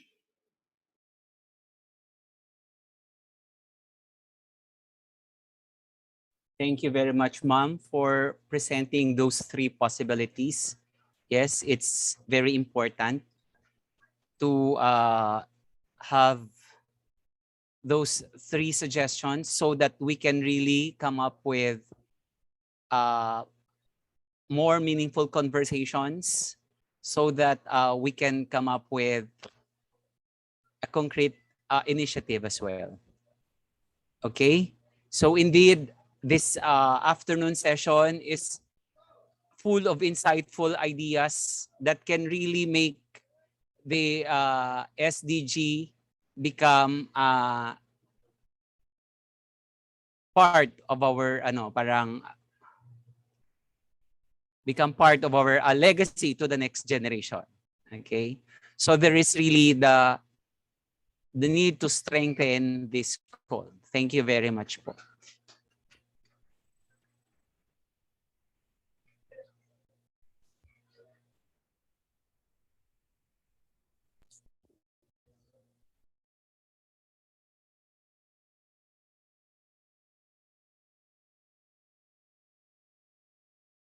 Okay.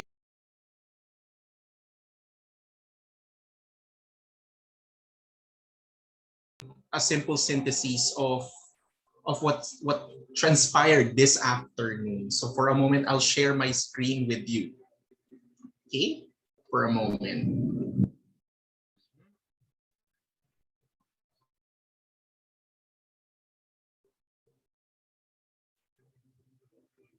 Okay. Hello.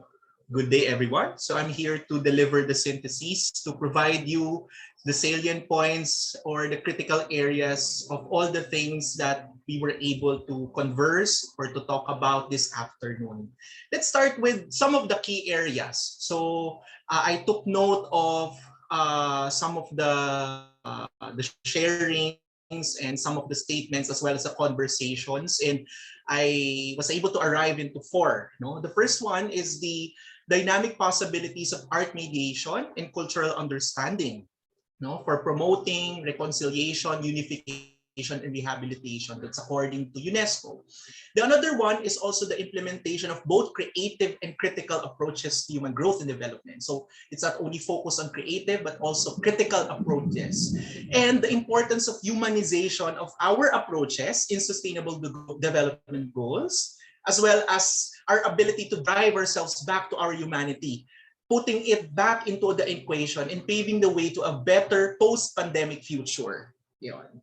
And then last but not the least is the multidisciplinary approach to healthcare, tourism, cultural diplomacy, as well as inclusive economic strategies. So these are the key areas that have been very salient across the different areas and the speakers who share their point of views, no, and who converse, no, among the participants. Now let's try to focus on the different areas, no? So the first one is about healthcare reform and sustainable development. So there are actually four again. So we noticed that there is a need to develop treaties rather than sanctions in the international arena to address issues and concerns with regard to healthcare reform and sustainable tourism. So it's more of a positive discipline or positive reinforcement, no? So treaties, which means to say collaboration and relationships. The second one is the need to integrate multicultural, diverse perspectives. So these are the key competencies for all the key actors of cultural diplomacy. So which means to say we all start with the kind of mindset. So using the art and science as a means to foster humanity, and in responding to the critical issues in human growth, development, and transcendence. So ito yung isa naging malinaw, not only growth, development, but also transcendence. So transcending our experience that are experiences that are cross-cutting. The third one is the need to have a synthesizing mind and integrating mindset, no, in the development of policies and programs for healthcare and cultural diplomacy. So again, just like what I've shared a while ago, so it starts with that kind of mindset. So the type of individual who is able to synthesize and at the same time integrate, no, with much ease, no, anything that happens or anything that results from a conversation. So it's very important. And last but not the least, in healthcare reform and sustainable tourism is the need to look into our collective consciousness in our culture and use it as a means to focus on what matters most for the post-pandemic future. So here I took note of two key areas: resilient culture and at the same time, resilient healthcare system. So those are the key areas in key points rather in the area of healthcare reform and sustainable tourism. The other one is focus on cultural diplomacy or inclusive education towards economic recovery. Again, there are also 4 points, no, that we was able to synthesize. So based from the conversations and the sharings of our the speakers. So the first one is our need to focus on ambitious yet practical action plans for economic recovery. So we need to develop plans that are workable for the kind of environment that we have. No? And that brings us to the second point, that the need to involve people in accomplishing the sustainable development goals. This calls us to improvise methodologies in connecting and in responding to the needs of those affected by the COVID-19 pandemic. Culture is the medicine of extremism. So I took note of it in one of the speakers. The next is the need to map out the human essence. So in creative industries, using tools in assessing and evaluating the skills of people in the creative environment and establishing a niche for creative industries to jumpstart economic recovery. We know that most of the individuals in the creative industries are the most affected also by the economic downturn in this time of pandemic. No? So one speaker provided a suggestion, no, to find the human essence, meaning to map out the talents and provide a niche for them to be able to jumpstart their economic recovery. And then last but not the least is the challenge to think global. So global but no, local but global, no? In cultural diplomacy and inclusive economic policies and programs. So the need also for digital transformation in establishing the learning community and preparing for the post-pandemic world. So post-pandemic world in terms of wellness, mental health, and as well as the community mental health well-being. And now that brings to my point, no. I was able to see where the connections are. So I would like to present to you this kind of framework from Howard Gardner, the author of Multiple Intelligences. He wrote a book on 5 minds for the future, and he theorized that the 5 minds for the future is helpful to all individuals to be able to adapt to the VUCA world, to the changing kind of environment. So he mentioned that in order for us to be able to adapt quickly to the changing landscape, to the changing game plan, we need to have 5 minds. The first one is discipline mind. So which means to say our focus on our majors, our focus on our disciplines, mastery of our key areas, key competencies. The other is what we call synthesizing mind. So I mentioned this a while ago about the ability to be able to integrate, no, amidst different types of information. Synthesizing mind means arraying information to make sense of self and others, which is needed for cultural diplomacy. And then also, it calls us to have a respectful mind, meaning to say our ability to seek to understand differences, because there is naturally dissent, no, and there are a lot of perspectives that we need to consider, and we need to be respectful and considerate. And that's also one of the key components of having a synthesizing mind, no?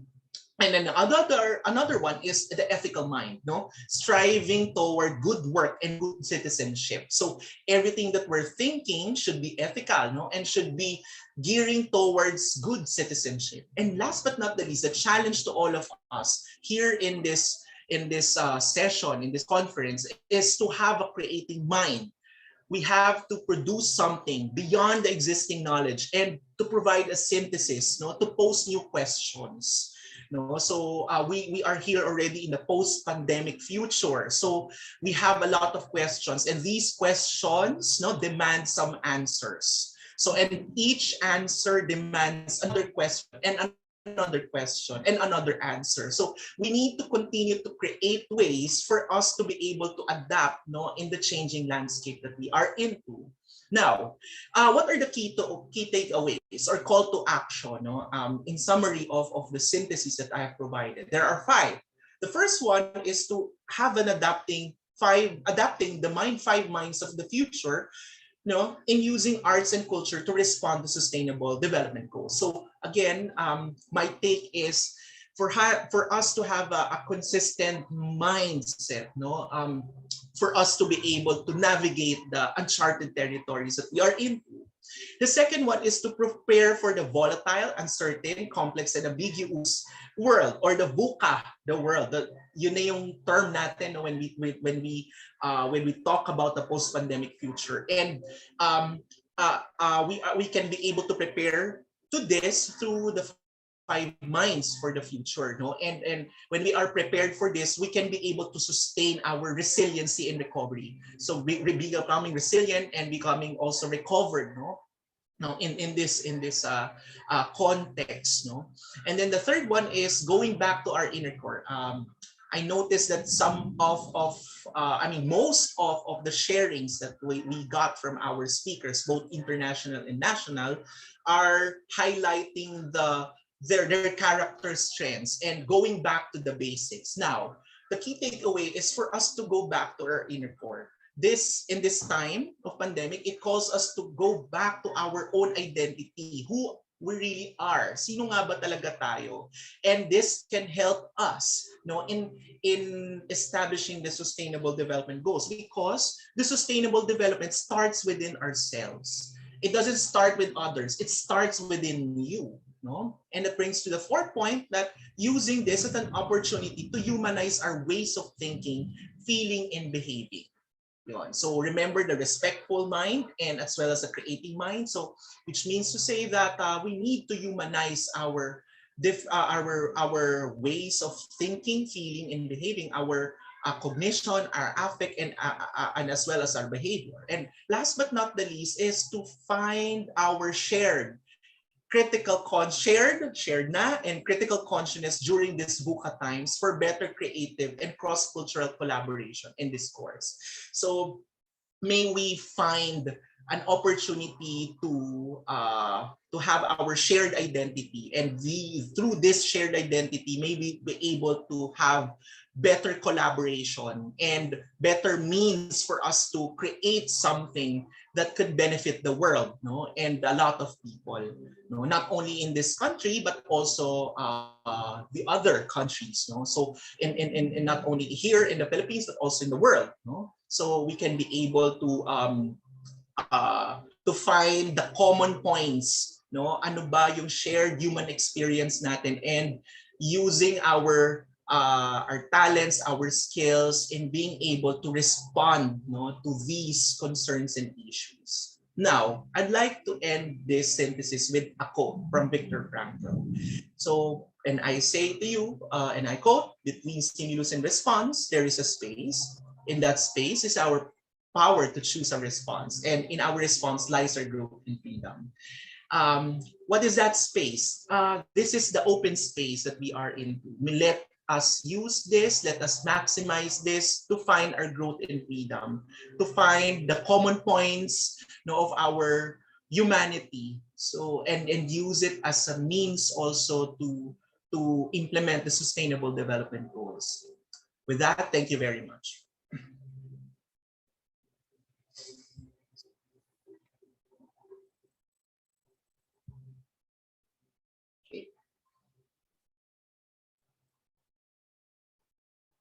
Thank you to our moderators, commentators, and our synthesizer for our sessions on healthcare reform and sustainable tourism, cultural diplomacy, and inclusive education towards economic recovery.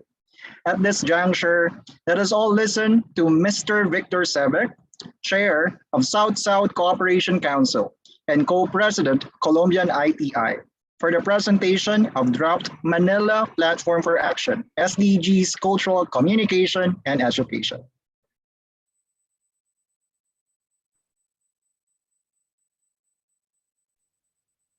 Thank you very much. When Cecile Alvarez and I embarked on this about 2 years ago, as you may recall, we were stopped several times by COVID. We thought that it would be necessary, when we managed to get an array of extremely important contributors from the public sector and also the civil society, that we really wanted to provide a concrete result. And that, of course, was going to be the Manila Platform for Action. It is important to note that this hasn't just started now with preparation for this forum and festival, but in 2018, when Cecile Alvarez organized her conference in Manila about creating an army of artists, not by force, but by art, and which we reconfirmed at the conference in Cartagena de Indias, where I live in Colombia, later on. And I would now like to hand over the floor to Johanna Kuzmin-Karavaev, who is the rapporteur of this forum and who will be joining us from Brussels, which of course this week is becoming in some way a center of the world because of the joint summit of European Union and NATO. Johanna. Good evening, good morning, good afternoon. Thank you very much, Victor.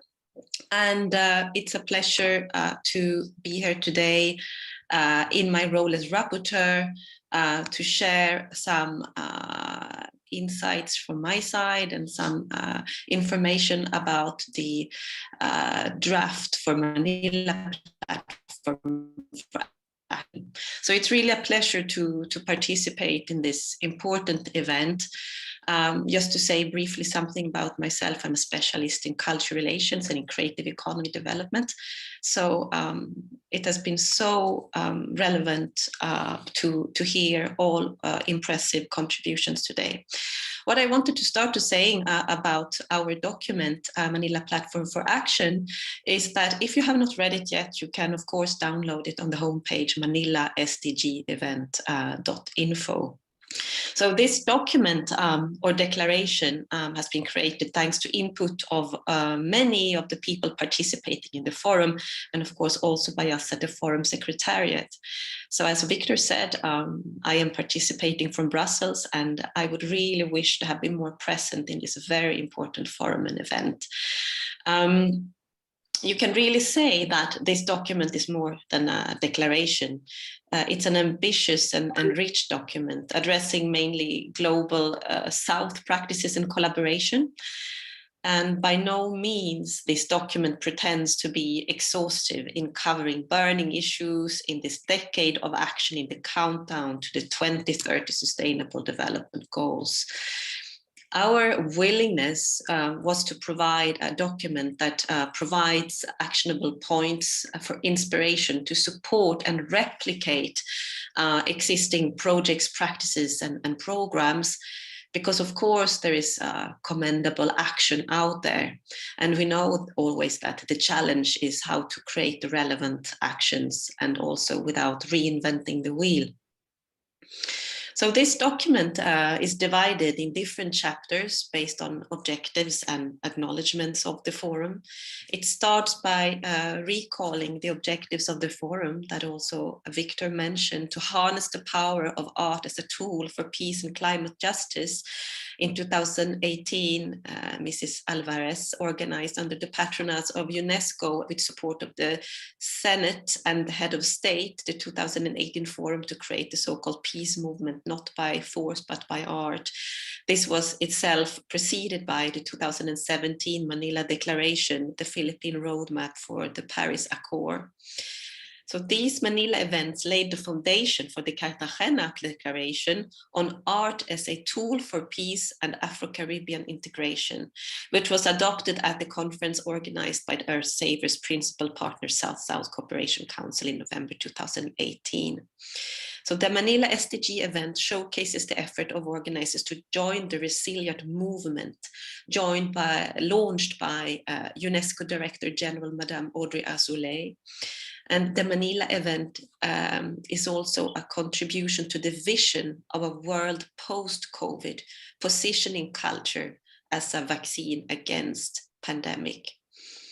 This document acknowledges the importance of further evidencing culture-related SDG practices from the Republic of the Philippines and from the rest of the world. The document also acknowledges best practices initiatives from across the Global South on the topics of health, well-being, peace, climate justice, and biodiversity. It has been a true pleasure to work on this document addressing practices and actions linked to this topic just mentioned. And what I think is so particularly important is the deep understanding of art and culture in relation to these burning issues. So our document emphasizes that given the volatile, uncertain, complex, and ambiguous times, VUCA, that was also just mentioned, before our intervention, these times that we are living in, no sector and discipline can afford to work in silos. Collaboration is needed, and this is not only between nations, but between sectors and public and private fields. And as a parenthesis to this, I would just like to express that artists are actually experts on dealing of the VUCA context because of the inherent skills that artists have relating to the creative process and the constant, uncertain and unstable labor markets that they deal with. So artists are for sure invaluable partners dealing with the VUCA context. To further talk about what our document recognizes is that while SDGs constitute the vertebral of the UN system, they are not necessarily properly popularized on the ground. Thus, it is a need to bring them closer to communities and people and to find relevant tools for doing so. This declaration emphasizes how culture should be formalized as a part of the vertebral column of the UN system and advocates for culture becoming formally a pillar of sustainable development because of its transversal, multi-layered and multifaceted nature and potential. So culture and the arts can indeed be excellent tools, among others, in the process of realizing the 2030 Sustainable Development Goals. The objective with our document is to raise awareness, to share experiences and knowledge and perspectives, and encourage to action. The document brings up examples on how the art world is active in the protection of our trees, nature, and the preservation of our planet, in conflict prevention and in peace building, in social cohesion in and between communities, and against the pandemic, or for health and well-being. The document thus calls for awareness of art and culture in all these contexts. And I truly echo the conviction of other forum delegates in the force of art, of culture in creating understanding and communication between belief systems, cultures, and people, and in the role of art as impactful catalyst in change and transformation. Right now, we experience a period that we do not hope to become the World War III following Russia's invasion of Ukraine. In this difficult time, civil society, and this is also now what Cecile Guillot Alvarez has organized in the context of the SDG event, that civil society can play an important role through informal diplomacy, cultural relations, people-to-people relations, in contact with governments and intergovernmental organizations. And this can help to overcome political obstacles in interests of peace and dealing with climate change. For example, you heard yesterday in the session a message from Serbia and Kosovo, a difficult area in the Western Balkans, where members of civil society put together a list of actions which are reflected in the Manila Platform for Action, giving an example to respective governments. So this document is our document. It's a 27-page long document, so it would be difficult to, in an efficient manner, go through it right here and now. So I would like to end this short so far other comments, points that you care for having added, please do contact the Forum Secretariat. I would like to thank you very much, and I would like to give the floor hereby to Mrs. Cecile Guyotta Alvarez, Director of the Manila SDG Forum. Thank you so much, because your very focused effort to put together so many interests, concerns in order to actualize our common goal of informing, motivating action, collective action, emergency collective action, not waiting for tomorrow, but acting now. And we just want to say that we are really very grateful that we can present the draft and that they should see the entire draft by accessing our website, Manila SDG's Resilient Art event .info, because we still have time for everybody to still add on their suggestions, their comments, to really make a very comprehensive, powerful, detailed way of understanding that sustainable development, or even just development, the way they see it, is either retarded or accelerated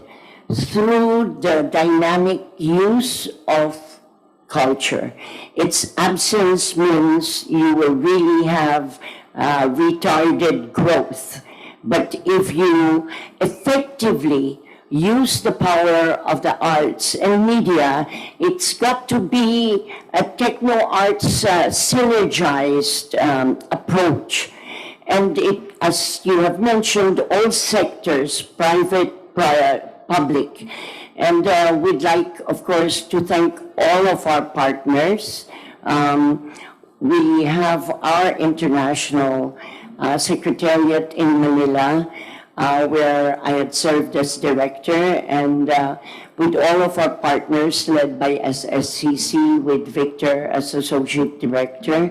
And of course, to materialize now, in spite of the restrictions of COVID, we'd really like to thank all of our partners, particularly the Philippine Normal University, which is headed by President Tuga, and we're so glad that he is here now. Yesterday, he was so overwhelmed with work. We couldn't have him, but we had, of course, our Vice President and the whole team of PNU worked so well with all of us and all of our partners and all the international participants that have cared to really bring together this platform for action, which we are confident through our own Department of Foreign Affairs and every other country that participated in the molding of this draft. We'd like to believe that we shall have a very important legacy for action towards peace, climate justice, and of course, promoting health and well-being, undertaking the overarching objective of the SDGs to fight poverty and have equity of prosperity for all. So we would like, after a very important closing remark from the president of PNU, and we'd like to really acknowledge that it is the primus inter pares educational institution that is so committed to really expanding consciousness and generating the joint action for actualizing our all-country commitment to fulfill the 2030 SDGs action for survival of our common home, planet Earth, as well as for the welfare of our people. And really, this could not have happened without the wonderful cooperation of the faculty, the students, the whole team that was prepared by PNU. And let us hear from the president himself. We hope he was watching us on the FB. We want to say that if you missed it at the FB of PNU in all the regions where there is a PNU campus, it will be also posted on IBC Channel 13, at the ITI, at the SCC YouTube things. So we hope it will go viral so that we can mobilize all artists, educators, communicators, scientists, sports people to come together as a creative army to stop violence against mankind and Mother Earth. So again, this is to thank and have the closing remark from our president of PNU. And later on, of course, we want to share the resolution of thanks to everyone that has made this possible, especially the patronage of UNESCO and the support of different agencies in our government, and of course, civil society and our community of artists worldwide. We are celebrating World Theatre Week throughout the world. Thank you, Ma'am Cecile. On behalf of the Philippine Normal University, the National Center for Teacher Education, would like to express our sincerest thanks and appreciation to the International Theatre Institute, to the UNESCO Earth Savers Dreams Ensemble Artists for Peace, and other partners and co-organizers of this event for giving trust to Philippine Normal University to co-host and to co-organize this very important event. Since yesterday, I have been receiving very good feedback through social media about the very productive and meaningful conversations on various topics that relate very well to Sustainable Development Goals 2030 agenda. It is the commitment of PNU to promote SDG and integrate these 17 goals in our programs and activities in the university. Through this two-day activity and those activities that we have co-organized in the past, this strengthens our advocacy and commitment to further develop, promote, and propagate sustainable development goals in teacher education. Along with our campuses and our partner institutions and universities locally and abroad, we are committed to further create programs and activities that will ensure sustainability, inclusion, inclusivity, and access and quality education. So to everyone, to Ma'am Cecile, Madam Jacob, President Glenn, who are here, Mr. Nilo Agustin, Dr. Lord Vergara, and to the rest of the PNU team, the Office of the University Events Management and Public Relations Office, headed by Director James Bailon and his team, our faculty members who serve as facilitators and moderators in all the sessions, from the Faculty of Behavioral and Social Sciences, led by Dr. Syra Libidoral. Of course, the Dean of the College of Teacher Development, Dr. Ruth Alido. And I think we have also as moderator of this forum, Professor Carl Villomos. I also would like to thank the Vice President, Dr. Vergara, for leading the preparation of this event in PNU. To all of you, thank you very much and mabuhay kayong lahat.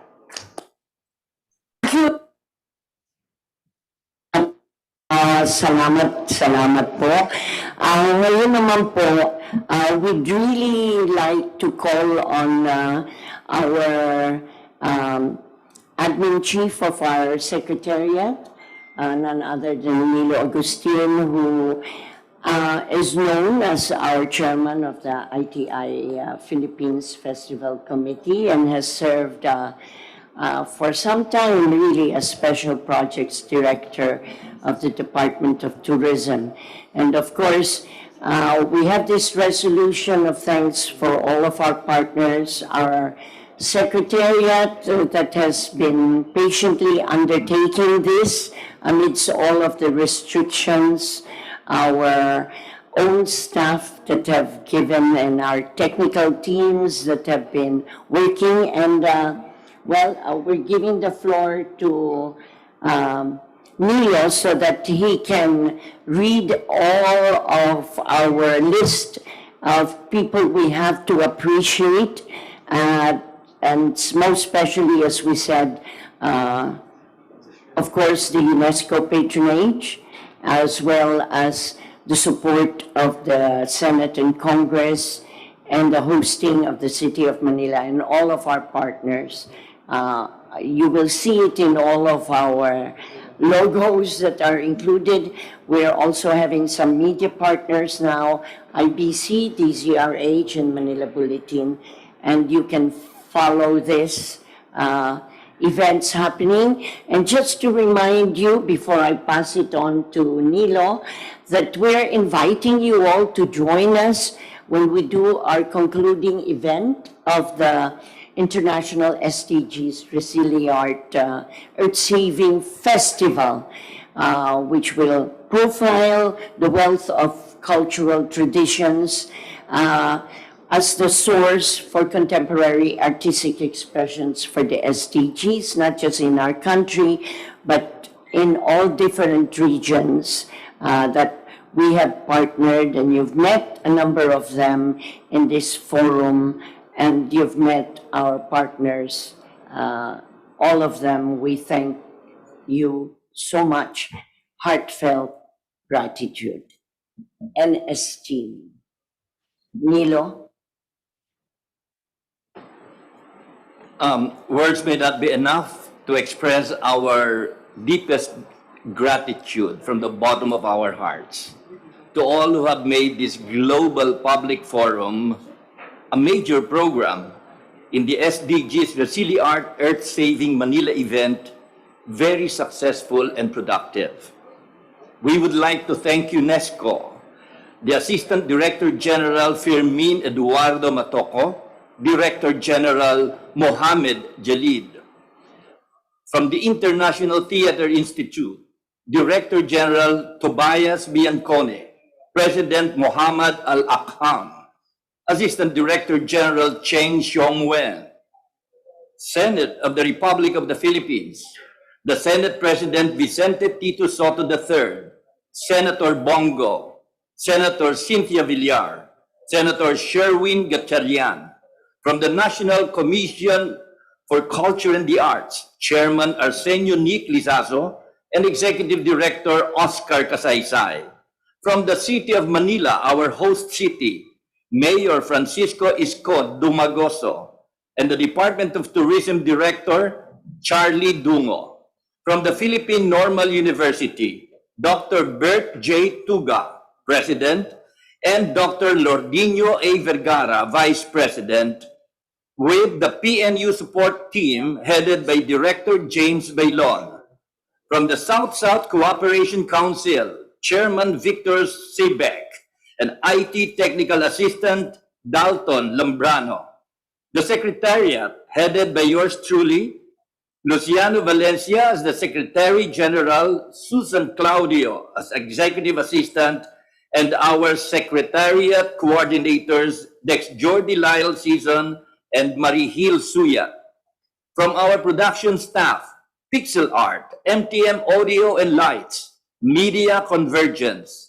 We would also like to thank again our local commentators, the Lubbock Children's Choir, headed by Lutgardo Labad, the Philippine House of Representatives, the Speaker of which is Lord Alan Velasco, the Department of Foreign Affairs, the Department of Environment and Natural Resources, the Department of Tourism, the Department of Interior and Local Government, the Department of Trade and Industry, the Bangsamoro Autonomous Region of Muslim Mindanao, the Manila Hotel, headed by former Senator Joey Lina, the Earth Savers Blind Singer, Mr. Rico del Rosario, and the Office of the President of the Republic of the Philippines, His Excellency Rodrigo Roa Duterte. Once again, thank you very much and good luck to the world.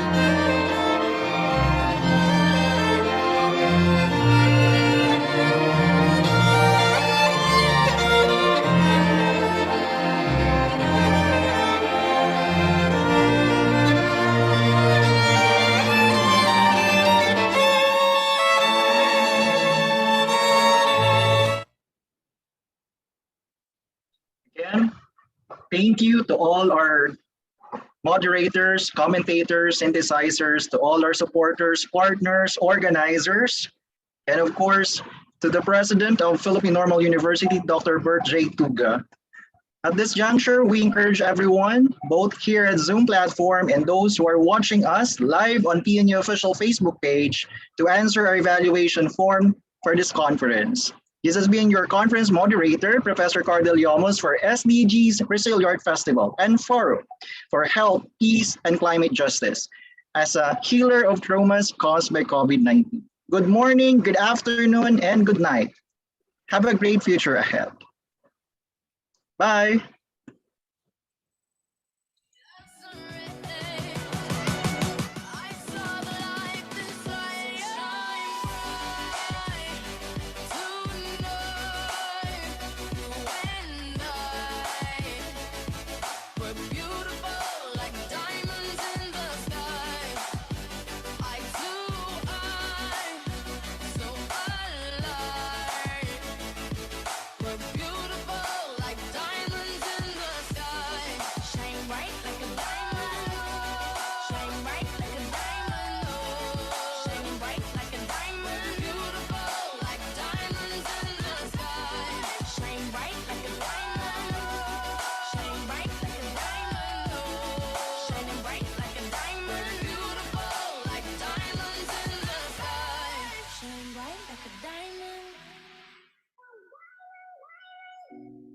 Shine bright like a diamond, shine bright like a diamond.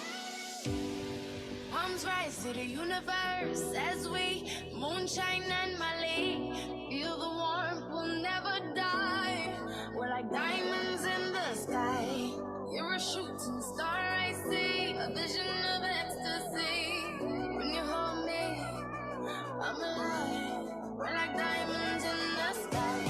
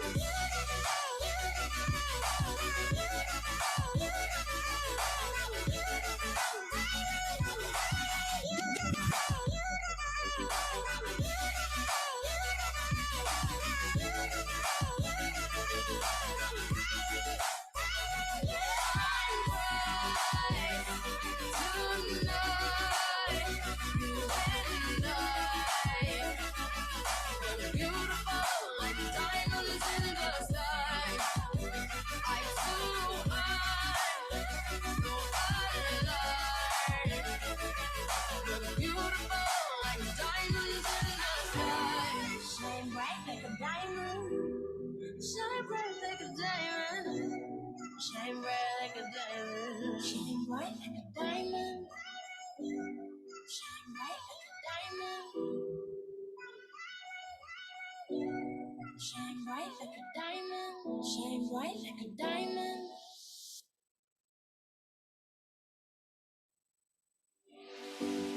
Shine bright like a diamond. Shine bright like a diamond. Shine bright like a diamond. Shine bright like a diamond. Shine bright like a diamond. Fine light in the beautiful sea. I chose to be happy. You and I, we're like diamonds in the sky. You're a shooting star, I see, a vision of ecstasy. When you hold me, I'm alive. We're like diamonds in the sky. I knew that we'd become one right away. Oh, right away. At first sight, I felt energy of surrender. I saw the light inside shine bright tonight. You and I, we're beautiful like diamonds in the sky. Eye to eye, so alive. We're beautiful like diamonds in the sky. Shine bright like a diamond. Shine bright like a diamond. Shine bright like a diamond. Beautiful like diamonds in the sky. Shine bright like a diamond. Shine bright like a diamond. Shine bright like a diamond. Beautiful like diamonds in the sky. Shine bright like a diamond. Shine bright like a diamond. Shine bright like a diamond. Palms rise to the universe as we moonshine and Mali. Feel the warmth, we'll never die. We're like diamonds in the sky. You're a shooting star,